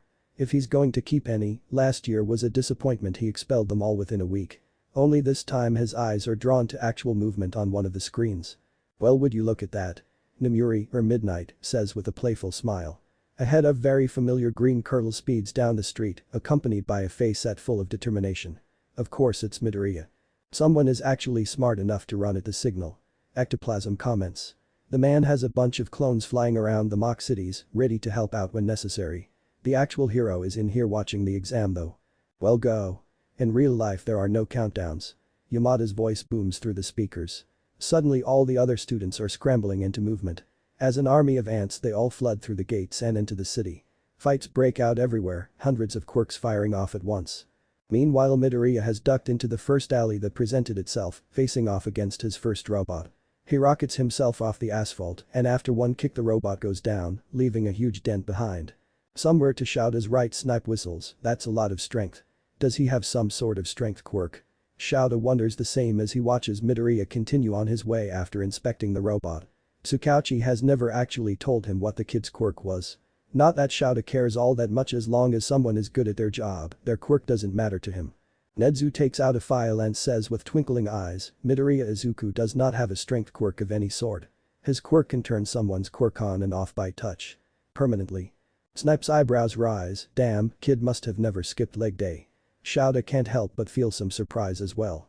He thought it would be some sort of passive quirk that only had an effect on the user, as Midoriya had never shown any sign of a quirk. Namuri turns to him with a grin, he's like a mini you, Shouta. Perfect student to take on, right? Shouta frowns and focuses back on the screens as he says dryly, I don't care what quirks my students have, as long as they show they have potential. The exam continues on its merry way with the other teachers commenting on various students and their abilities. For some reason Shouta's eyes keep getting drawn to Midoriya. He fights like a beast, though there's a grace in his movements that can only come from years of rigorous training. As if it were a dance, Midoriya darts around the robots and he tears through them in ruthless efficiency. From the few times that a camera briefly zooms into his face, Shouta can't see a steel determination and hyper-focus on Midoriya's face. Though it appears that he's not the only one interested in Midoriya. Because in the corner of the room, as if not to draw any attention, stands the number one hero, All Might, and the hero has only had eyes for Midoriya the entire time, only briefly looking at other students. He's not in that horrific costume, the one that seems a bad imitation of the American flag. Still, there's an air of brightness around the hero, and everyone else in the room is doing their very best not to look at the number one. Apparently he's supposed to come teach at UA the coming year. Shouta had almost thought Nezu was making a joke when the principal told the other teachers the news a few days ago. That is until All Might himself had walked into the room and told them of his physical issues. Namely that the buffoon couldn't maintain his hero form for more than 2 hours a day. And now the hero appears to be interested in Midoriya. Maybe it's because the kid has saved multiple other students during the exam from robots or falling debris. Honestly, Shouta doesn't really care, nor does he want to know what the number one wants from Midoriya. Nezu probably knows, as the rat gained a knowing smile on his face when he saw who All Might's attention was on. Nope. Shouta is not going to get involved with whatever that rat is up to. It's near the end of the exam when Nezu says, initiating to launch the 0-pointers. Ectoplasm be on standby to help students in immediate danger. Copy that. The hero in question answers, after which Nezu pushes a big red button with a delighted chuckle. Really, Shouta doesn't want to know what the rat would do to his actual enemies if this is what he does to his future students. Even in the observation room, the tremors of the 0-pointers emerging from the ground can be felt. Moments later, all the students seem to realize what's happening, and in masses they start running away from the thing. Again, a common occurrence each year. Most students run away, something any normal person would do in Shouta's opinion. It takes a lot of mental strength and training to willingly run up to something that big, but every few years there's a student who shatters the expectations. This year it seems Midoriya is that student. Most teachers only really catch on to what Midoriya is trying to do once he reaches the street with the robot. But Shouta had already noticed him going against the tides of students moments after the robots had been released. The kid comes to a halt when he reaches the street and he looks around for a bit, his head moving from place to take it all in. Finally, his eyes land on the robot. And maybe it's just Shouta, but there seems to be a sort of shift in Midoriya. The kid just stares at the thing for a few seconds, his body still, almost slack. Then he breaks out into a run. Midnight whistles, the kid is really running like he has the devil on his heels. Behind the control panel, Nezu is watching with interest. Ectoplasm, make sure you can save the girl and Midoriya Izuku when the need arises. I will stop the robot if necessary. Shouta turns his attention back to the screens where Midoriya has reached the robot and has now started climbing up. He climbs fast and soon he reaches some sort of panel on the back of the robot. Nezu chuckles and takes a sip of his tea, so that is his plan. Honestly, when the rat is interested in something, it's even scarier. It seems more teachers agree as some cast worried glances at the principal. Meanwhile, All Might doesn't seem to notice any of it as he's still watching Midoriya. The cameras don't really show well what happens next with all the dust in the air and the distance they have to keep for safety reasons. Shouta's not sure if he understands why one would worry about a drone when there's a literal giant robot marching around, but it's none of his business. Midoriya manages to somehow open the panel, and with the angle that the camera has, Shouta can barely see some cables and buttons from behind the kid's back. That's when his Ashi starts counting down, 1 minute remaining, folks. Make sure to get those last few points before it's all over. Midoriya fiddles with something inside the panel for a while, and his movements seem to get more frantic as the seconds tick by. The robot keeps approaching the girl, and Ectoplasm and Nezu discuss when to intervene. They come to the conclusion to wait. Of course, that's when the robot starts exploding. Everything had been going so well. Izuku had found a rhythm when destroying the robots, tearing through them in no time at all. He helps other candidates whenever he can, and honestly, Izuku is having fun. This isn't a life or death situation, nor is he looking at him with those cold green eyes that see every mistake and would punish him for it. This is a school exam, and Izuku is doing well, earning points. He can't help the grin that appears on his face as he finishes yet another robot, helping a girl who had been driven in the corner by it. They must be almost at the end of the exam, Izuku guesses. Just a little bit longer and the bell will ring, announcing the end of the exam. Naturally, that's when the building starts shaking. It's almost deafening with the enhanced hearing quirk that Izuku always has running in the background. Thundering footsteps seem to approach him from behind, the pounding of many feet on the asphalt, sounding like dozens of drums. For a moment it's all Izuku can hear. The world seems to spin, and a sharp beeping tone fills his ears for a few seconds. Izuku closes his eyes and breathes in deeply, then he opens his eyes and turns around. Dozens of other kids are now swarming around him, they appear to be removing themselves from something a bit further ahead. One kid shouts as he passes, "Come on. Run." That's not what Izuku's focused on though. Because somewhere, 2 streets ahead he hears a cry. Help. He's probably the only one who hears it with his enhanced hearing, and Izuku can't help it, his feet move before he can think. Because suddenly he's fighting against the waves of students, pushing his way past, his heart thundering in his chest. Someone needs help. He's heard cries like that before, and never had he been able to do something about it, back in that concrete room somewhere far, far under the ground. He promised himself to never stand by again, not now that he can do something. The flashbacks and memories that threaten to pull him back, to overwhelm him, he pushes away by sharpening his focus until the only thing on his mind is the moving of his legs. Maybe it's the adrenaline pumping through his veins, but all of a sudden he rounds a corner and has arrived at the street. Or what used to be a street. Now it's wrecked and cracked, pieces of rubble lie everywhere. Few students remain and fear stenches the air. It almost makes Izuku gag because it reminds him of the many times that he felt that way. There's concrete everywhere, on the ground, on the walls. Izuku feels his head spin. No, he's not in that room. But it feels like he is. Then he looks up, he wonders why he hadn't done that before, maybe then he would have been prepared. Because there's this huge robot standing maybe 30 meters away. It's overwhelmingly big. It blocks the sky. Izuku almost feels the moment that he loses the battle against his mind, against his past. He blinks once and suddenly. There's a Nomu standing there. It looms over Izuku, and he knows that this is probably the biggest one he's seen yet. He and Dr. Garaki probably wanted to test it out on Izuku before using it for one of their dark plans. This time is different though, there's someone else in the room. A girl with a brown bob who's trapped underneath a piece of rubble. She weakly reaches out, seeking for help. Is this one of his new sick ways for motivating Izuku? Izuku feels nausea coming up. He has to end this quickly, with as many quirks as possible. No, he needs to hide most of his quirks. This is a test, right? There are people watching who can't know what he's capable of. He isn't in that damn training room, right? Maybe he is manipulating his thoughts.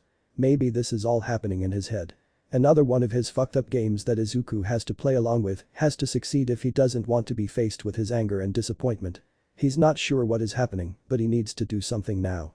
He's not sure where he got the idea from that he can't use all of his quirks, but he'll follow it. It seems important. He starts running towards the Nomu, a few plans fly through his head on defeating the thing. He could go for the brain, or he could take a few of its quirks. That careful balance fabricated by the doctor would fall right apart and the thing would cease to function. No, this isn't a Nomu. This is a robot. He needs to go for a control panel hidden somewhere on its back. He feels like he's done that before. Wait, what? Izuku feels confusion flit through him. Is this something new? He's so sure that this is a Nomu though. By now he's past a girl and he's rapidly approaching the thing's enormous feet. The sound of creaking metal on concrete vibrates through the air. Izuku navigates a bit to the left in order not to be crushed by a foot that stomps down. His vision focuses on a specific latch which he can grab onto. His muscles tense, helped by 2 strength-enhancing quirks. He jumps and manages to grab onto the latch.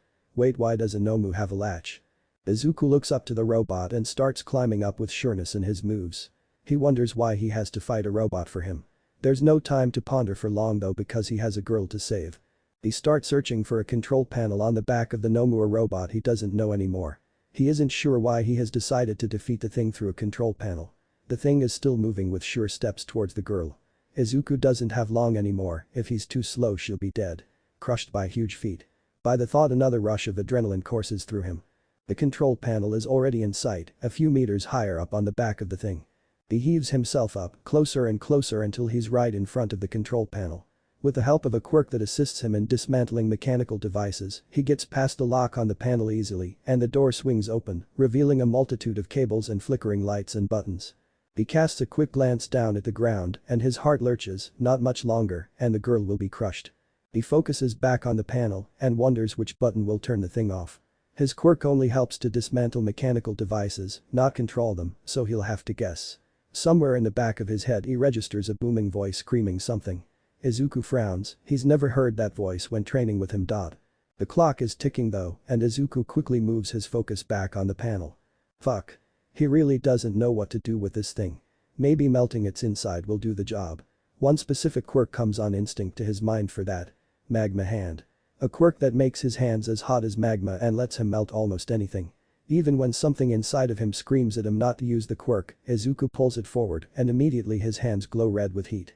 He grabs a handful of cables and the material held between his hands melts away. Oh, how he hopes that this will be enough. He doesn't want to think about the punishment that he'll get if he fails to defeat this thing. The thing keeps moving though and Izuku can feel the thing whirring and groaning, still moving forward.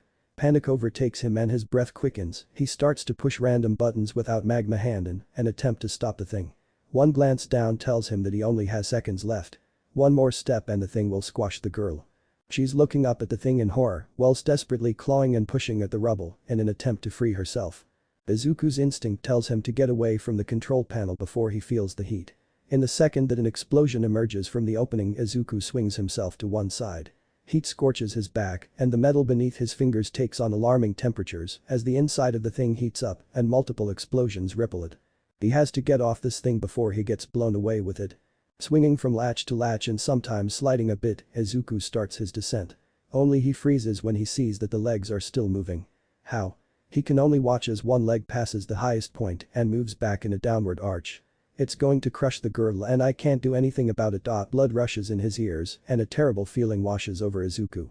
How did he think he could even save one person? He's a horrible and useless person. He has told Izuku that countless times. And he is always right. The leg moves down and suddenly it stops. Shocked that the thing has stopped, Izuku can only stare. Until he remembers that this thing is literally a bomb waiting to happen and he quickly continues down. The last few meters he has to jump as an explosion threatens to blow him away. With a neat tuck and roll Izuku comes to a stop next to the girl. Are you alright? Izuku asks as he approaches her with a light frown. She's looking at him with huge eyes, fear visible in them. Only no, she's looking at something behind him, tracking the movements of something behind him. I'll look out. She stammers. All Izuku feels is an increase in heat and his instinct screaming at him to move. He's not fast enough though, and suddenly there's an explosion of pain at the back of his head. Then everything goes black. Izuku wakes slowly at first. There are soft sheets underneath him, and AC hums pleasantly in the background, creating a caressing breeze. Somewhere a radio is playing music on a low volume. Those are the few peaceful moments Izuku has before his mind has come up to speed. With it his worries and thoughts return. Where is he? And how did he get here? He can't remember what happened. What if he took him? Panic courses through him and his eyes fly open. Immediately he closes them again because the light is too harsh and it makes his head throb. Slowly, he cracks an eye open and he's greeted with a white ceiling and a soft white light. Not the doctor's laboratory then. No soft lights and uncracked ceilings there. With an effort Izuku manages to prop himself up on his elbows. He seems to be in some sort of sick ward with multiple beds surrounded by soft blue curtains to give a bit of privacy. His are partially closed, only giving him a view of a part of the room. A few posters decorate the off-white walls. A bunch of them talk about healthy workout routines and eating habits that support an active lifestyle. Izuku frowns and again wonders where he is. No matter how much he tries to remember what he did to end up in what seems to be a hospital bed, he comes up empty. As if someone had come and cut out a part of his memory. He's still asleep. No, I don't want you to disturb my patients. I don't care. Fine, you stupid heroes and your exams. Voices to his right, somewhere from inside another room. He probably only picked them up because of his hearing quirk. In a hurry Izuku swings his legs over the side of the bed and stands up. Almost immediately he lets himself fall back on the bed again as a sharp pain threatens to break his skull in half. The world spins and Izuku groans whilst he gingerly holds his head with his eyes pressed shut. It appears that reckless boy is awake anyway. An older feminine voice says as two pairs of footsteps stop just a bit away from Izuku. One pair sounds oddly familiar to him, but he can't place it with the piercing pain in his head. Even trying to use his quirk to see what sort of lights their quirks have is too much effort. Carefully, he opens his eyes again, ignoring the throbbing pain in his head. The curtain is drawn open to reveal two people standing there. One is the heroine and Dr. Recovery Girl. With her short stature and the pink doctor outfit, she's hard to be mistaken for someone else. With an unimpressed frown she approaches Izuku, her cane tapping the floor with every step. The other is Erasehead. The hero is standing there with his hands in his pockets, looking as if he doesn't know what to do with himself in a sick ward. And suddenly Izuku remembers. He remembers how he walked through the gleaming gates of UA this morning, he remembers taking the written exam, and, above all else, he remembers the physical exam.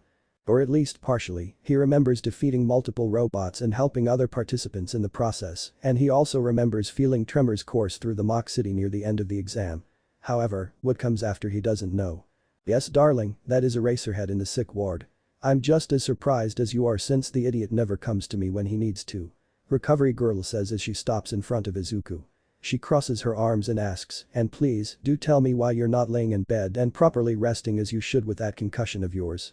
Izuku frowns, I have a concussion. That would explain the headache and the sensitivity to light. The heroine sighs and looks as if she's lost all faith in humanity. Yes you do. You had a nasty wound on the back of your head from that falling piece of rubble, you're lucky I was able to heal it so soon, or you would have been left with a big scar. I couldn't heal your concussion since healing your wound deprived you of almost all your energy. Is all Izuku manages to say because he's busy checking which quirks he's pulled to the front. Fortunately no healing quirks are in the front, he's not sure how he would have explained healing magically within a few hours. Recovery Girl narrows her eyes as she asks, young man, do you get enough rest? He, in fact, did not get enough rest. Nightmares and the fear of his mom being taken by him whilst Izuku was sleeping was enough to keep him awake for a majority of the night. He couldn't even remember when the last time was that he'd slept properly, probably before he demanded that he would give Izuku all his education and training. However, Recovery Girl did not need to know that. I was just nervous about the exam and I didn't sleep well. Izuku shrugs as if it's not a big deal, but the heroine looks like she doesn't believe a word he just said. Well, I will need to check the back of your head to see if everything healed well over there. She reaches out to him and Izuku automatically leans away, zeroing in on the stretched out hand. There's a beat of silence. Really, he didn't mean to react this way. It just sort of happened. With reluctance he leans back forward again and even manages a laugh. Sorry, just stretching my back. I just feel a little sore and stuff. Recovery Girl looks at him suspiciously and one look at Erasehead tells Izuku that the man doesn't seem to buy it. I am going to remove the bandage around your head, is that okay? The heroine asks. Izuku swallows and it takes everything in him to answer, yeah no problem. The next few minutes Recovery Girl does her checkup as she discusses his injuries. In the meantime Izuku sits still as a statue whilst he tries not to flinch from every movement the woman makes. After what seems like an eternity she backs away and says, alright young man, I've removed the bandaging around your head and it looks like the wound healed well up there. You still have a concussion so that means no exercising. Can one of your parents come pick you up? My mom should be home. Recovery Girl nods and says, I will be calling her so she can come pick you up. Going to sleep is fine, but every 2 or 3 hours she'll have to wake you up and check if you can answer a simple question. And remember. No exercising. I know you hero hopefuls don't like to hear that, but it's important. She gives Izuku a stern look until he promises not to do any strenuous activities and then she's off with words, Erasehead, he's all yours. Don't make it too long. He needs to rest. As soon as the door of Recovery Girl's office closes Izuku looks at Erasehead and asks, so, why are you here? The man takes a step forward and he gives Izuku a searching look, you were the only one in the entire exam to fight the zero-pointer this year. For a few seconds Izuku doesn't say anything as he tries to remember what a zero-pointer is again. Right, a big metal machine that makes him wonder if UA has too much money to spend. Hold up, I fought that thing. Erasehead narrows his eyes, you don't remember fighting it, do you? Izuku averts his eyes and stares guiltily at his hands. He's not sure what happened, but he's experienced gaps in his memory before, only not this long. Probably a result of trauma, if he's lucky they'll come back in a bit. If not, well, let's hope that he didn't do anything that could blow his cover. What if they already found out and Erasehead is now here to take him away? To lock him up forever? He can't have that happening. What will happen to his mom? What if he takes her when Izuku is not there? He doesn't realize his breathing has quickened until a calm voice says, Midoriya, breathe. I'm sorry, Izuku manages to stutter in between heaving breaths, I just don't remember. In between his tears he can see the hero looking at him with a calm expression, it's alright Midoriya. It's probably a side effect of the concussion. Now, I need you to follow my breathing. Can you do that? Izuku nods and for a while that's what they do. When Izuku has calmed down enough, Eraserhead gives him some space and takes a seat on a plastic chair near the bed. Izuku bites his lip and looks down, sorry about that. It's just scary not being able to remember things. He hears Eraserhead shift on his chair, and when he looks up the man has an eyebrow raised. You don't have to apologize for that. Like I said, it's probably from your concussion. It's logical that this experience can be scary the first time. That may be true if this were his first time not remembering things, but that wasn't even what Izuku was worried about. It was the fact that he didn't know what he did during that time that scared him. Deciding to test the waters, he says, I do remember fighting the robots and a huge tremor vibrating through the city, but other than that. Where did you learn to fight like that? It's asked casually by the hero, but there's an underlying suspicion. And suddenly it's clear to Izuku why the man came here, not to check up on him. Eraserhead doesn't do stuff like that or to arrest him, but to gather information. For who? Izuku doesn't know. Maybe for Nezu or the police, or just for himself. For whoever it is, they probably don't have enough evidence about who Izuku is, and now they need more information. Well, they won't get any. Izuku can feel the carefully built walls that had lowered a bit during his panic attack rise again. Even if tiredness tugs at him and he feels emotionally drained, he forces himself to be alert. He locks his emotions somewhere far away and scans the hero's form.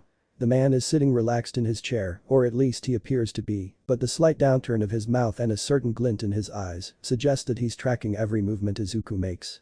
I started self-defense when I was around 5 because my mother was worried for my safety as I didn't have an offensive quirk. Izuku says, it wasn't the whole truth by far, certainly not because Izuku hadn't started fighting willingly, and it wasn't his mother who had made him start training. When it's clear that Izuku won't elaborate further, Eraserhead hums. His posture doesn't change, but his heartbeat picks up by a bit. Izuku decides this is the time to change topics and asks, how is it going with shadowing Sugiyama, our dear support group leader? Eraserhead sighs in frustration and shakes his head, no luck so far. In the week that I've been following him he hasn't really done anything noteworthy. At least not something that could give us a clue about where Kakaku is. So he's being careful. The hero nods and they hold eye contact for a moment longer. Izuku can tell in that second that Eraserhead hasn't let the conversation go, nor his suspicion of Izuku. Still, he's willing to carry on another time, and Izuku gives the man a blank stare as a challenge. If the hero wants to dig into his past he can try all he wants, he won't find anything. Eraserhead stands up with a ruffle of his clothes and says, you should rest. Regaining your lost energy is important. With that the man turns to leave, though he turns back to Izuku one last time, I have one more question Midoriya. Are you safe at home? The question takes Izuku off guard and it takes him a moment to answer. Is he safe at home? Not really. He could barge in any moment that he'd like if he were to find out where Izuku and his mom live. But is he safe in the way that Eraserhead was thinking? Yes. My mom would never hurt me. Izuku exclaims with big eyes. For a moment Eraserhead looks puzzled, as if a certain picture he'd made up in his head doesn't fit, then he nods. Good. Have a nice day Midoriya. After that the hero walks away, leaving Izuku with his thoughts and a splitting headache. The following week Izuku is a bundle of nerves. After his mother had taken him home, his memories had weirdly enough started to come back bit by bit and Izuku didn't like any of it. Because he had used other quirks and he doesn't know how anyone could have missed it. Of course his mom notices his nerves and she tries to make him feel better in any way she can, but it doesn't help much. It's hard paying attention at school with the feeling that the police or some heroes might come to arrest him any moment. At the end of the week Izuku's sitting on the couch mindlessly staring ahead when his mom comes scrambling in with an anxious expression. Izuku. The letter came in. His heart rate spikes and for a moment all he can do is stare at the letter in his mother's hands. It could either bring him indescribable happiness or impending doom. The dream that he's had since a kid and the hero license that he so very much wants are within reach. His mom hands him the letter and he takes it with trembling hands. They both sit down on the couch and his mom gives him a reassuring squeeze. Just know that I'm proud of you Izuku, no matter the outcome. Izuku nods, though he isn't so sure about that if she knew how he'd fucked up the practical. He hadn't told her as he didn't want to worry her even more than she already did. With one last deep breath he opens the letter. A black disc falls out and not a moment later a blue light fills the living room. I'm Principal Nezu, here is a projection to announce the exam results. The Rad is standing in a room with behind him an empty scoreboard, he's wearing a blue suit and has clasped his paws together in front of him. Midoriya Izuku, you passed the written exam with flying colors. During the practical exam you defeated more than enough robots to pass. Inko looks at Izuku with a relieved smile on her face. Izuku, that's great. All Izuku can do is stare at the projection because the message is not over yet. However. Izuku sucks in a breath. This is it. This is where they'll expose him as a fraud and a liar. This is where heroes will come barging into their apartment to arrest him. They must have seen something on the exam footage that exposed him, and now they would cruelly take him away when his dream was just within reach. He clenches his fists and squeezes his eyes shut, waiting for the inevitable words. That was not the only way to gain points. Surprised, Izuku's eyes fly open. What? Along with battle points, we also awarded rescue points to those who helped others. Behind the principal, a few clips are shown where Izuku saves others from robots or falling debris. Then the video cuts to Izuku swinging down an exploding zero-pointer. Nedzu is grinning, or at least something close to it, when he says, "Combine these points and your heroic act of fighting the zero-pointer, and you become the highest scorer of the exams this year. Congratulations, Midoriya Izuku, this is your Hero Academia." His mother smiles even more proudly at him, and with big eyes Izuku turns to her. She grabs his hands and squeezes them excitedly. "First place. I'm so proud of you. We're making Katsuden tonight." Izuku can't help but feel a buzzing happiness spread through him, and his heart feels lighter, as if a weight is lifted from it. His mom embraces him, and Izuku hugs her back with a smile. "I'm going to be a hero, Mom," he whispers, and the statement has never before felt so true. "Izuku, do you have your bento with you?" "Yes, Mom." "And your sunscreen in case it gets sunny?" "Mom, if you don't let me go I'm going to miss the train." "But do you have?" "Mom." Izuku's mom gives him an apologetic smile as she checks his tie one last time. It's the morning of the first school day, and Izuku feels as if his nerves are going to overload. His mom looks at him with tears in her eyes, and Izuku can't help but feel a bit emotional as well, even if he doesn't show it as much. Inko pulls him into a hug and says, "I'm so proud of you, Izuku. Don't forget that." "I know, Mom." The sweet smell of his mom and her words help to calm his nerves, still there's something on his mind as Izuku pulls away from their embrace. With a worried frown he asks, "Will you be alright? UA is a lot further than middle school." His mom sighs and grabs his hands. "I will be fine, honey, we have each other's location, and if I'm anything but fine I'll send you the message. Promise you'll do the same." Izuku nods, "I promise." To both of them it was important to know the other was safe and well. Mostly because there was always the chance of him finding out where they were. "Good," his mom says as she opens the door, "now off you go. Otherwise you'll miss the train." Then, with one final wave, Izuku is off to the train station. On his way to UA. The train station is filled with people when Izuku arrives. Everywhere people are rushing from place to place, talking rapidly on their phones or quickly gulping down a coffee. There's an occasional disruption in the buzzing flow of people by a person speeding past others to get to a certain train on time. Izuku steers towards the right platform, and soon enough he spots Hitachi. His friend is standing close to a column with his hands in his pockets. Even from this far away Izuku can see the tense set of his shoulders and the nervous pulsating of his purple light. Hitachi spots him not soon after and he holds up a hand in greeting. When Izuku is close enough he says, "Hey, ready for the first day?" As an answer his friend's cool demeanor crumples and he groans, "Don't remind me. I think I'm going to puke." Izuku winces and pats the other teenager sympathetically on the back. "As long as you don't puke on your new uniform you'll be fine." "I couldn't even get coffee." Hitachi looks severely upset by that fact, and honestly Izuku would also be if he wouldn't be able to get coffee in the morning. "We can probably get some coffee when we arrive at the station, we have enough time for that anyway," he promises just as their train arrives. The metal doors open with a hissing sound and the two of them enter the vehicle together with the stream of people. With a shock the train comes into motion and then it's rushing out of the station. They're both quiet for a while as they're both lost in their own thoughts, then Hitachi breaks the silence. "I still can't believe I got in, to be honest." Neither can Izuku, but probably due to different reasons than his friend.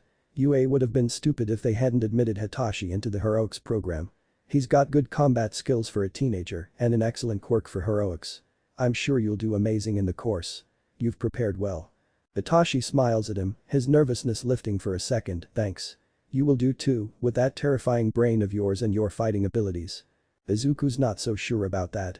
It'll only take one slip up from his side for this little dream of his to be over. From now on there will always be eyes on him, from teachers, other students, people on the streets who need saving once he's allowed into the field. Still, he smiles at his friend and pretends that he's just another normal teenager on their way to the first day of school. Once they arrive at the right train stop and they've bought their coffee they start to make their way to the school. As they get closer to the gates they see more and more students in the signature UA uniform heading towards the school. Some walk with their friends, chatting excitedly about the new year. Others walk around with a sense of nervousness, probably first years, just like Hitachi and Izuku. Still, there hangs a sense of anticipation in the air, as if no one can wait to get started. It's an odd feeling one Izuku's never felt at his old school. But then again, this is the #1 hero school. Who wouldn't be excited to learn here? There were also so many interesting quirks. In wonder, Izuku looks at all the different lights floating in one direction. A feeling overwhelms him, one that tells him that he needs to take dot. He just has to have a look at all of these quirks. Just one look. What's the harm in that? Just take them. No. Inhaling sharply, Izuku pushes the urge away. He can't do that here. He can't do that ever. He can't steal people's quirks. He can't become like him. Are you okay? Hitachi is looking at him with a concerned expression. Izuku nods and stuffs his shaking hands in his pockets where they can't do any harm. Yeah, just a lot of people. His friend looks at him in understanding. They both dislike crowds, though for different reasons. Soon they reach the gates and with his brand new student card in his pocket, they enter without a hitch. The enormous building towers over them, with its endless gleaming windows, and Izuku realizes that he's actually here. At his dream school, as a hero student. He feels many prickling cameras watching him from every angle and he represses a shiver. Even the second time it feels uncomfortable to be watched. Swiftly, they reach the hallway where they can find their classroom. Before the gigantic closed door they stop. There are already quite a few people inside, each one marked by a unique light. Izuku recognizes two. Uraraka with her bubbly pink light and Robot Guy, who has a rigid dark blue light. He's surprised when he sees another light that feels vaguely familiar. He can't place where he's seen it before though. Hitachi takes a deep breath and rolls his shoulders, probably mentally preparing to meet an entire group of strangers. Ready? His voice sounds bored as usual, but Izuku hears a slight tremor in it. He takes his hands out of his pockets and for a moment Izuku takes the time to calm his nerves. Then he nods, let's do this. They both step forward and his friend pushes open the door and enters the room. Izuku follows behind him. Remove your feet from the desk. It is disrespectful to all the upperclassmen that came before you and it is unbefitting of a UA student. I can sit however the fuck I want, glasses. So Robot Guy made the cut. Apparently the stuck-up attitude wasn't just because of some nerves for the exam, if he's already bothering others with it. There's also another voice, but Izuku can't see anything from behind his tall friend's frame. Sometimes it sucks to be short. Hey, you both made it. I'm so glad. A bubbly voice that can only belong to Uraraka approaches them and Hitachi steps aside to give Izuku a view of the classroom. The girl stops before them with a big smile and says, thank you so much for saving me back there with a 0-pointer, Midoriya. I didn't get the chance to tell you because. Izuku doesn't hear the rest of the sentence as his gaze is glued on one specific person. Blonde hair. A burning red quirk. Crimson eyes turn to look at the newcomers, but his gaze catches onto bright green eyes. Two boys stare at each other and remember a lifetime ago. Promise we'll be heroes together, Kaken. Promise, but I'll be #1, Deku. It can't be. Izuku stares at his childhood best friend. The one and only friend he'd had until he turned 6 and his life and freedom were ripped away from him. He can't remember his family name, only the nickname he'd given his friend. Kaken. Back when Izuku was still stuck with him, he would sometimes whisper the name in the darkness of his bedroom to remind himself that the life before had actually existed. When things got too tough or when Izuku was hiding somewhere in that concrete training room, trying to keep out of sight from one of those things he had to fight, he would remember that Kaken would never give up. He would always square up against any opponent, no matter how tough they were.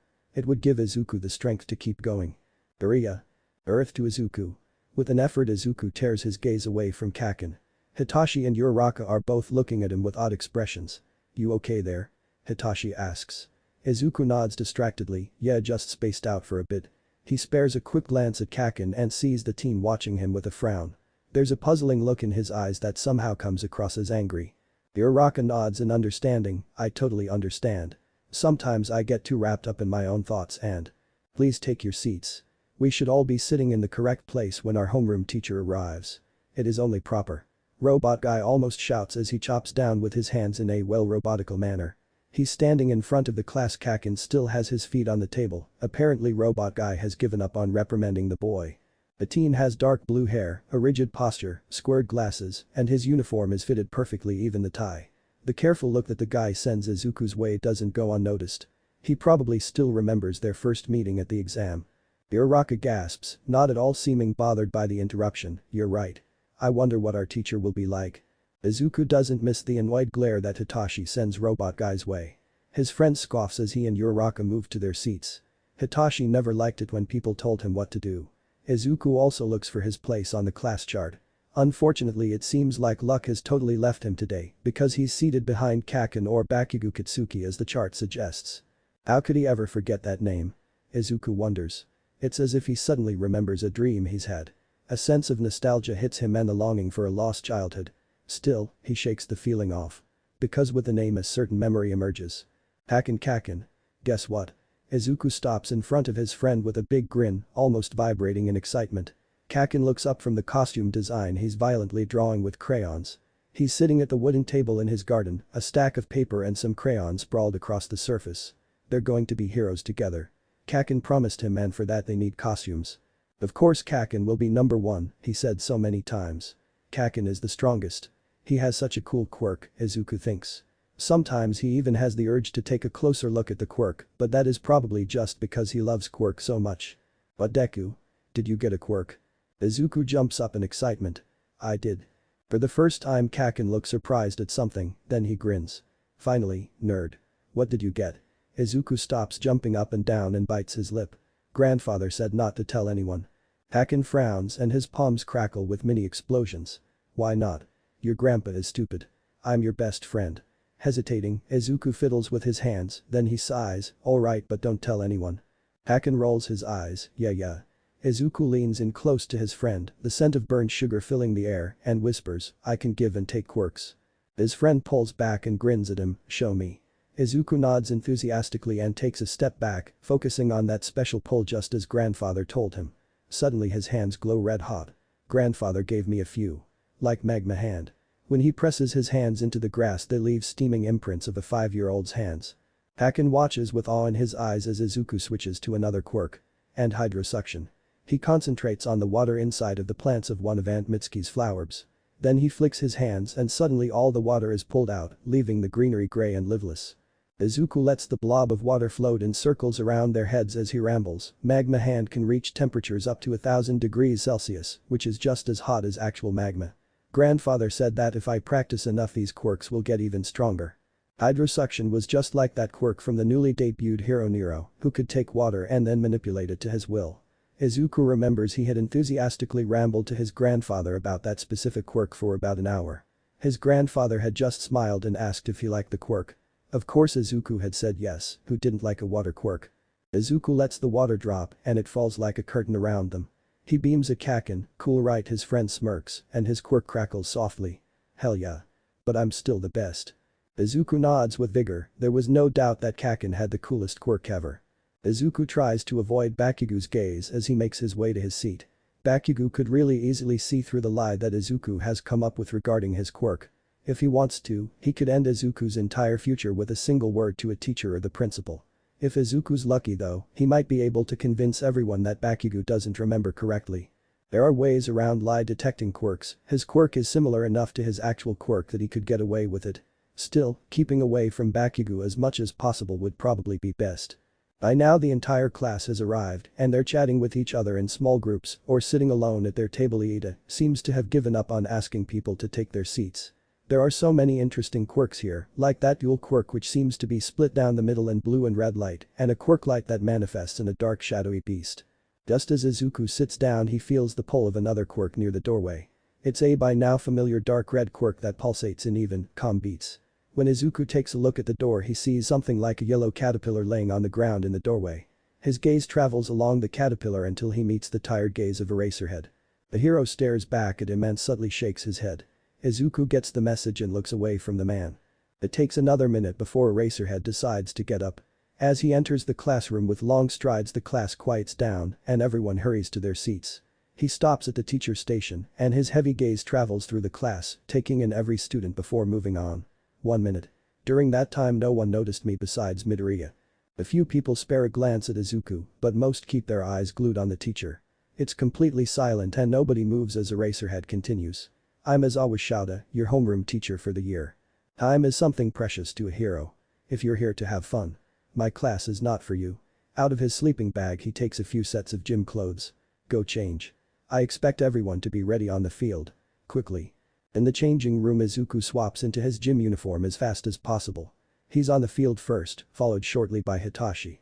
Aizawa just glances at them, his gaze lingering on Izuku just a bit longer, otherwise he doesn't say a word. Izuku and Hitachi exchange a look and his friend shrugs. Slowly, the others trickle onto the field. Most of them are quiet and a nervous energy hangs in the air. No one really knows what to think of their teacher, and Izuku can't blame them. It's difficult to get a read on what Izawa is thinking, as the man mostly has a passive look of disinterest glued on his face. Once everyone has gathered on the field, Izawa takes a look at his watch before saying, 10 minutes. We will work on that. A whisper passes through the class, but with one look from the hero it goes silent again. Today I will be assessing your abilities through a quirk apprehension test. In middle school you did physical tests to examine your fitness. You were not allowed to use your quirks, Izawa sighs, and he looks completely done. The government has severely outdated policies in that regard. Today you will not only be allowed, you will be expected to use your quirks. At that, excited murmurs pass through the class. Next to him, Hitachi sighs. He doesn't like using his quirk. Izuku understands, though his friend has a wonderful quirk and Izuku's tried to tell him just that multiple times. There always remain some thoughts that using his quirk is wrong and bad, even if he knows that isn't the case. Izawa's gaze sweeps through the group before stopping somewhere behind Izuku. You. Bakugo Katsuki. Come here. Bakugo shoulders to the front with a grim expression on his face, yet a confident air still hangs around him. He stops just before the teacher. Izawa tosses him a white ball, and Bakugo catches it with one hand. How far could you throw in middle school? 67 meters. Bakugo looks at Izawa as if daring his teacher to challenge him. The man doesn't visibly respond, he merely says, now try throwing it with your quirk. You can do whatever you want, just don't leave the circle. Bakugo grins, great. As he stretches his arms, Izuku notices how Bakugo's quirk starts throbbing radically. The red seems to glow white hot as the teen swings his arm back. Izuku can tell the exact moment Bakugo unleashes his quirk, the red light seems to explode outwards in sparks. Die. An explosion rockets the ball in the air. Izuku can feel the tremors up his body, and a hot gust of wind hits the entire class in the face. Somewhere next to him a boy with red spiky hair mutters, whoa. That's so manly. A pink girl whispers back at the boy with enthusiasm, he was probably the highest scorer in the exam or something. Bakugo looks back at the class with a smug expression, meanwhile Izawa checks a black device. Then he holds it up for the class to see. It reads 705. 2 meters. Knowing your limits is the most important thing for a hero. It's the first rational step to your training. Excited murmurs start among the class. So we get to use our quirks freely. This is going to be so much fun. Izuku isn't sure who said it, but he immediately knows that wasn't the right thing to say. Especially not with Izawa as their teacher. Fun? Izawa says it with a sort of dangerous undertone that makes the class fall silent. If that is what you think this is, if you hope to become a hero with that attitude, I will add an extra challenge. A few people shift around nervously, and Izuku can see a glint of amusement in the hero's eyes. He's so sure Izawa is enjoying this way too much. The person who comes in last will be deemed without potential and will be expelled. Without waiting for the class's reaction, Izawa turns around and starts making his way to the first part of the test. Shocked murmurs start among the group, but most hurry to catch up to their teacher, too afraid to do anything else. When Izuku looks at Hitachi, standing next to him, his friend is white as a sheet. Hitachi. Izuku asks with a sense of concern. The other still has his eyes fixed on their teacher. I'm so fucked. Without looking at Izuku, Hitachi stuffs his hands in his pockets and starts following the rest of the class with hanging shoulders. Izuku hears him mutter, there goes my dream. In a second Izuku rushes forward and grabs his friend by the shoulders. Hitachi, stop. Look at me. With reluctance Hitachi raises his eyes to look at Izuku. Izuku tries to look as encouraging as possible when he says, you've trained so hard to get into this course. This won't get you kicked out. It's the kind of test where, if you score average during every part, you'll still be in the middle of the scoreboard. At least with this group you will. Hitachi looks like he doesn't quite follow, so Izuku explains as quickly as possible. Most of the class is already standing around Izawa, waiting for the few slow people to catch up. Most people here will do extraordinarily well in one specific test. When their quirk is at an advantage. But that is also their weakness. They didn't train their body the way you or I did. That's why we'll do better in the other areas. Izuku spares another glance at the group, especially Izawa, and sees the man watching the group with his ever passive yet still critical face. No doubt that he's studying the group right at this moment. You should still try something with your quirk. A trick or something. I'm sure you can come up with something. It's the kind of thing Izawa would like if Izuku's guesswork about the man's character is correct. A glimpse of determination seems to have reappeared in Hitachi's purple eyes. Alright. I can do that. Izuku squeezes his friend's shoulder in reassurance, and then they hurry to join up with the rest of the class. A round of tests pass by quickly and for the most part uneventful. Even without using any of his quirks, Izuku manages to stay somewhere around the top of the ranking. Because he came in first at the entrance exam, Izuku knows that he can't just stay somewhere in the middle of the pack, that would draw too much unwanted attention. Ending somewhere near the top would satisfy Aizawa, though it's important not to end at the top. With only having a supposed passive quirk, it wouldn't make sense in a test where the only thing tested is the strength of your quirk. It's just not something a teenager who supposedly only trained on his own with a passive quirk and little combat experience would excel at. It doesn't take Izuku much effort to stay somewhere near the top, and thus it gives him enough time to observe the others. Uraraka has a strong quirk but is still inexperienced in using it, often not knowing her limits. On the contrary, you have Iida, who has excellent control over his quirk for someone of his age, but who lacks any flexibility whatsoever. The control is probably because he's the little brother of Ingenium and a child from a legacy of heroes. At least that's what Izuku guesses, as his quirk is eerily similar to the speed hero. Besides that, one of the recommended kids has a fascinating quirk. Yaoi Rozu is her name, and Izuku's hands twitch at the need to look at her creation quirk up close. Every test she creates something new and comes out somewhere near the top of all students. Her creativity and clear knowledge about the things she's creating make it clear that she's a force to be reckoned with. The other recommended kid, Todoroki, is clearly the son of the number 2 hero Endeavor. Izuku's heard rumors about that family, about the eldest son and his whereabouts, and the mother who's whispered to be in a mental hospital. From the split light of Todoroki's quirk, Izuku deduces that he must have a dual quirk, probably half hot half cold. Oddly enough, the youngest son of the flame hero only uses his cold side, ice dancing around his fingertips every time he uses it with a passive face. Izuku has his guesses as to why this might be the case, but it's none of his business. Still, it seems like some rumors might be true. When they get to the grip strength test, Hitachi manages to actually get the top score by compelling a student with multiple arms named Shoji to do his test. Unconscious, Shoji manages to get an even higher score than his own, probably because all humans possess way more strength than they often realize. When Hitachi wakes the teen again, he's met with stunned silence by the entire class. Izuku can't help but smile when he sees Aizawa watching his friend with a sense of pride. Luckily for Hitachi, none of the others seem to have a problem with him having a brainwashing quirk, and Izuku has never seen his friend look so happy after using his quirk. As they work through test after test, there's one person Izuku's eyes always return to. Bakugo. He's not the only one, as he's felt the burning red gaze at the back of his head multiple times throughout the test when Bakugo thought Izuku wasn't looking. Bakugo manages to remain in the top 3 at every test, and he participates in them with a grim sort of determination. He doesn't talk to anyone and brushes off the red-haired teen. Kirishima is his name, rather brusquely when he tries to make friendly small talk. Still, Bakugo's quirk control is astonishing, and Izuku is reminded again why he admired him years ago, back in another life. Izuku quickly averts his eyes when Bakugo looks up from his grip strength test and focuses back on his own test. That doesn't prevent him from noticing the other teen frowning though. After that, everything goes just fine until it's Izuku's turn at the ball throw. It happens just after he's thrown the ball. The ball sails in a high, smooth arc and lands somewhere far away in the grass. Izuku already knows it'll be a good score, even if it didn't take too much effort or think work. Just as he's about to turn around and walk back to the group of students, he freezes because suddenly something feels wrong. The world has gone oddly quiet and the faint humming of his quirk in his veins is gone. Even the dozen or so lights that always appear in the back of his head when other quirks are nearby are gone. To Izuku, it feels as if he is blind. For a moment he can't breathe. Is he nearby? Did he steal his quirk? Did he somehow manage to break into the school, and is he now here to take Izuku away? Somewhere far underground, back to that concrete room. Panic floods Izuku's mind and his heartbeat thunders in his ears. Then, with a lot of effort, he manages to gather his thoughts and notices something. This feels different, less definite. If Izuku focuses deeply inward, he can still feel the core of his quirk, but it's as if someone has placed a thick wall before it, preventing Izuku from accessing his quirk.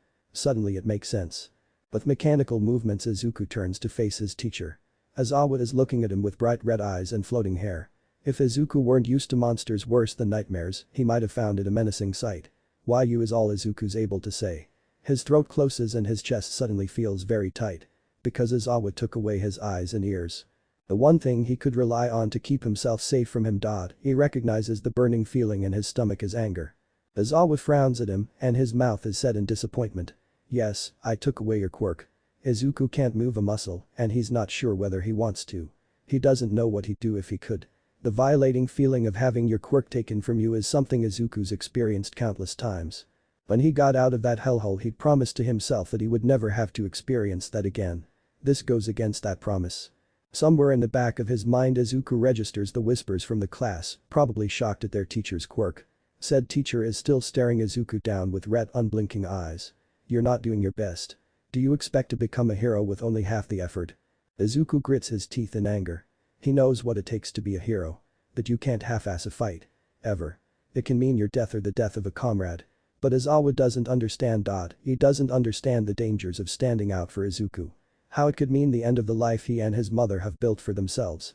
Then Izawa blinks and all of a sudden the world comes back into focus. The humming of Izuku's quirk, the lights and the beating of heartbeats reappear. You have your quirk back. Don't disappoint me. Izuku returns to the rest of the class with balled up fists and anger still coursing through his veins. Hitachi tries to make eye contact, but Izuku avoids him. A plan is forming in his head and he needs to think it out carefully. After this there are 2 tests where he can't do much, but after that there is the endurance run. Izawa wants a spectacle. Izuku will give it to him. During the seated toe touch and the upper body strength parts Izuku crushes almost everyone. They're tests where most quirks aren't very useful, and Izuku's had his body trained since he was 5. He's as flexible as he can be, and even without his strength quirks he's stronger than most. Still, he can feel Izawa's watchful gaze on the back of his head. This isn't the kind of thing the man wants to see and Izuku knows it. The rest of the class is also watching him with a sort of curiosity, most of them wondering what he'll do, what his quirk is. Hitachi tries to talk to him, but Izuku doesn't trust himself to speak, so he evades his friend. Everyone's getting ready for the final part, the endurance run, when Izuku puts his plan into motion. He scans the group and quickly finds his 2 victims, discussing something. Yaoirozu and Iida. They seem to already know each other, probably because they're both from a legacy family. Quickly, Izuku approaches them and he plasters something akin to a smile on his face. Hey, ready for the last part? Inwardly he cringes at the cheerfulness of his voice. The other 2 teens turn to look at him with surprised faces. Yaoirozu is the first one to answer with her own smile, yes I am. You are. Izuku gasps, as if embarrassed at the fact that he forgot to introduce himself. He grabs the girl's hand and starts shaking it. I'm Midoriya Izuku. Nice to meet you. Yaoirozu nods with a polite smile, her high ponytail lightly swinging in the action. Likewise, I'm Yaoirozu Momo. Her smile becomes a bit more forced when the handshake takes longer than normal, but Izuku keeps shaking it enthusiastically. He's just super excited to meet others, alright. Then he turns to Iida and grabs his hand in the same manner. Sorry if we go off on the wrong foot at the exam. I was just really nervous. Iida first looks at their hands, shaking, then he straightens and says, it is alright. I must apologize as well for my behavior during the exam. I was indeed nervous. 1 2 3 4 5. Izuku lets go of their hands as Iida continues, I must compliment you for seeing the true purpose of the exam. I was too blind to notice it. True purpose? Puzzled, Izuku looks at the other teen. Iida nods vigorously, yes, you saved that girl Uraraka, even when it wouldn't give you any points. You ran ahead without hesitation. Iida looks away, as if ashamed. If I had known that there was an extra part to the exam, I would have done the same. Izuku just nods, biting tongue to not say anything. He's not sure Iida understands the true purpose of the exam, even now. Then Izuku smiles at the 2 of them again and says, well, I wish you both good luck with the last part. As Izuku walks away from them he lets his happy mask fall away to make room for the still present anger. With him he takes 2 quirks, both sitting snugly in a safe somewhere inside his quirk. Compared to the quirk he has, Izuku's quirk is rather gentle when taking other quirks. When he does it, it's excruciatingly painful, something one immediately notices. With Izuku, his quirk mixed with his mother's gentle quirk, allowing for a gentle pull where almost no one notices their quirk disappearing. He very much liked that aspect of Izuku's quirk, making Izuku use it often when on a stealth mission. Alright, everyone, let's get this last part over with. Aizawa's voice drones out from the other side of the field. Izuku goes to stand at the starting line and he feels his focus slipping into place. He transforms the anger boiling in his veins into something useful. It's what he has told him countless times. Use your anger. The world narrows until the only thing that exists is the field ahead of him. Izuku lowers his stance and feels his muscles tense. 3, 2, 1. Go. Before anyone else, Izuku's off. Somewhere behind him he hears shouts. My quirk. It's gone. Don't worry, you'll get it back after this test. A hero should also be able to perform without their quirk. Aizawa's matter-of-fact voice is the last thing Izuku hears before he drowns all other noise out. The only thought in his mind that remains is, run. And he does so, he runs like he's never ran before. He runs with the thought in mind that one of those things is pursuing him and he can't let it catch him. He stays ahead of everyone else for the entire time. It kind of feels freeing to not have to worry about anything besides the need to run. He hasn't felt like that in a long time. There had always been other thoughts swarming his mind, this time his anger has driven everything else out. When the timer announces the end of the test, Izuku almost feels like passing out. With heaving breaths he comes to a standstill before Izawa. The man is looking at him with a sort of pride. He nods at Izuku in acknowledgement and Izuku returns the gesture. Otherwise they don't exchange a word. Then Iida and Yaoi Rozu approach them, both with frowns on their faces. One in concern, the other in anger. "Sensei. What is the explanation behind this unfair act?" Iida's volume is even higher than usual and his movements seem to be even more robotical. Without a change in his stoic expression their teacher says, "You two weren't alert. Someone here took advantage of that. Though I'm sure that someone will return your quirk soon." Izawa gives Izuku a pointed look and Izuku feels like this is the moment to say something. He steps forward with his hands in a placating gesture, "I was the one who turned off your quirks." Two heads turn to look at him with a sense of betrayal and Izuku feels a sense of shame wash over him. He's never liked taking people's quirks without permission, but in his anger he'd been too overwhelmed to think that through. With a soft voice Yaoi Rozu says, "But why?" For a moment Izuku hesitates, then with a look at Izawa he says, "To win." Hurriedly he adds, "I promise I won't do it again. At least not without your permission." Both of them look unsure, so Izuku decides that maybe a bit of explanation is in its place. "I can permanently turn on and off quirks. That's my quirk. Let's just say that there are a few requirements in order for my quirk to work. I'm sure you'll figure out exactly what it is on your own." For a moment the two of them look puzzled, then Yaoi Rozu brightens. "Touch. It's touch." Izuku nods, he can take and give quirks, but only when he's able to touch the other for at least 5 seconds. He bites his lip in uncertainty. "I'm sorry I turned them off without your permission. It's not something I usually do." Iida shakes his head, "No, it's fine." He sighs, "As long as you don't do it again. It is unbecoming of a hero student." At the last part Iida's back to his usual, robotic self. It almost makes Izuku smile. Maybe he'll come to like the other student in the future. Izuku quickly returns their quirks, even if giving Yaoi Rozu her quirk back takes a bit more effort. Both of them heave a sigh of relief when they've got it back. After that Izawa reveals the results. Turns out, it was apparently all a ruse. Or that's what Izawa claims it is with an entertained smile on his lips as multiple students heave a sigh of relief. Izuku's not so sure. He's pretty sure the hero would have expelled anyone who he found not to have any potential. Because of his actions at the last 3 parts of the test, Izuku ends in the top 3, above Bakugo but below Todoroki. Hitachi manages to end just above the middle and his friend gives him a relieved smile. Seems like they're both allowed to stay in the hero course. Izuku can sense the quirk before he's reached the gate. Bakugo. Internally, Izuku sighs. Of course Dottie stops just before the other teen and for a bit they're both quiet, observing each other.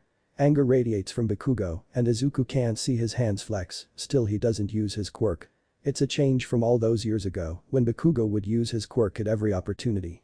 Bakugo's the first one to break the silence, "I have seen you before." Izuku sighs and looks at Bakugo with played disinterest, "I don't think you do. Don't fuck with me. I know I remember you from somewhere." Bakugo stalks forward, his finger pricking in Izuku's direction. Anger rolls in waves from his body. The swearing definitely hasn't changed. Izuku rolls his eyes, "Sure, good luck remembering someone you've never seen before." Bakugo tries to say something else but gets interrupted by a bubbly voice. "Hey. Midoriya. Do you want to walk to the train station together?" Uraraka stops when she's reached Izuku and has a bright smile on her face. Then she notices the tense atmosphere and her smile disappears. Hesitantly, she asks, "Am I interrupting something?" Izuku shakes his head and turns to walk to the gate. "No. Just getting to know a classmate." He looks behind him one more time at Uraraka's confused face. "Come on." Hitachi is waiting outside the gate. Burning red eyes follow Izuku's every movement but Bakugo doesn't say anything. He merely watches. Their eyes meet one more time and Izuku knows. This isn't over yet. Still, Izuku looks away and starts making his way to the gate. As much as it hurts him, Bakugo can't remember who he is. Because if he did Izuku could lose everything. Thanks for watching guys, that's it for today, so hope you enjoyed this video. If you do please leave a like, share and subscribe. Also don't forget check out our author of this fanfic link and details in description.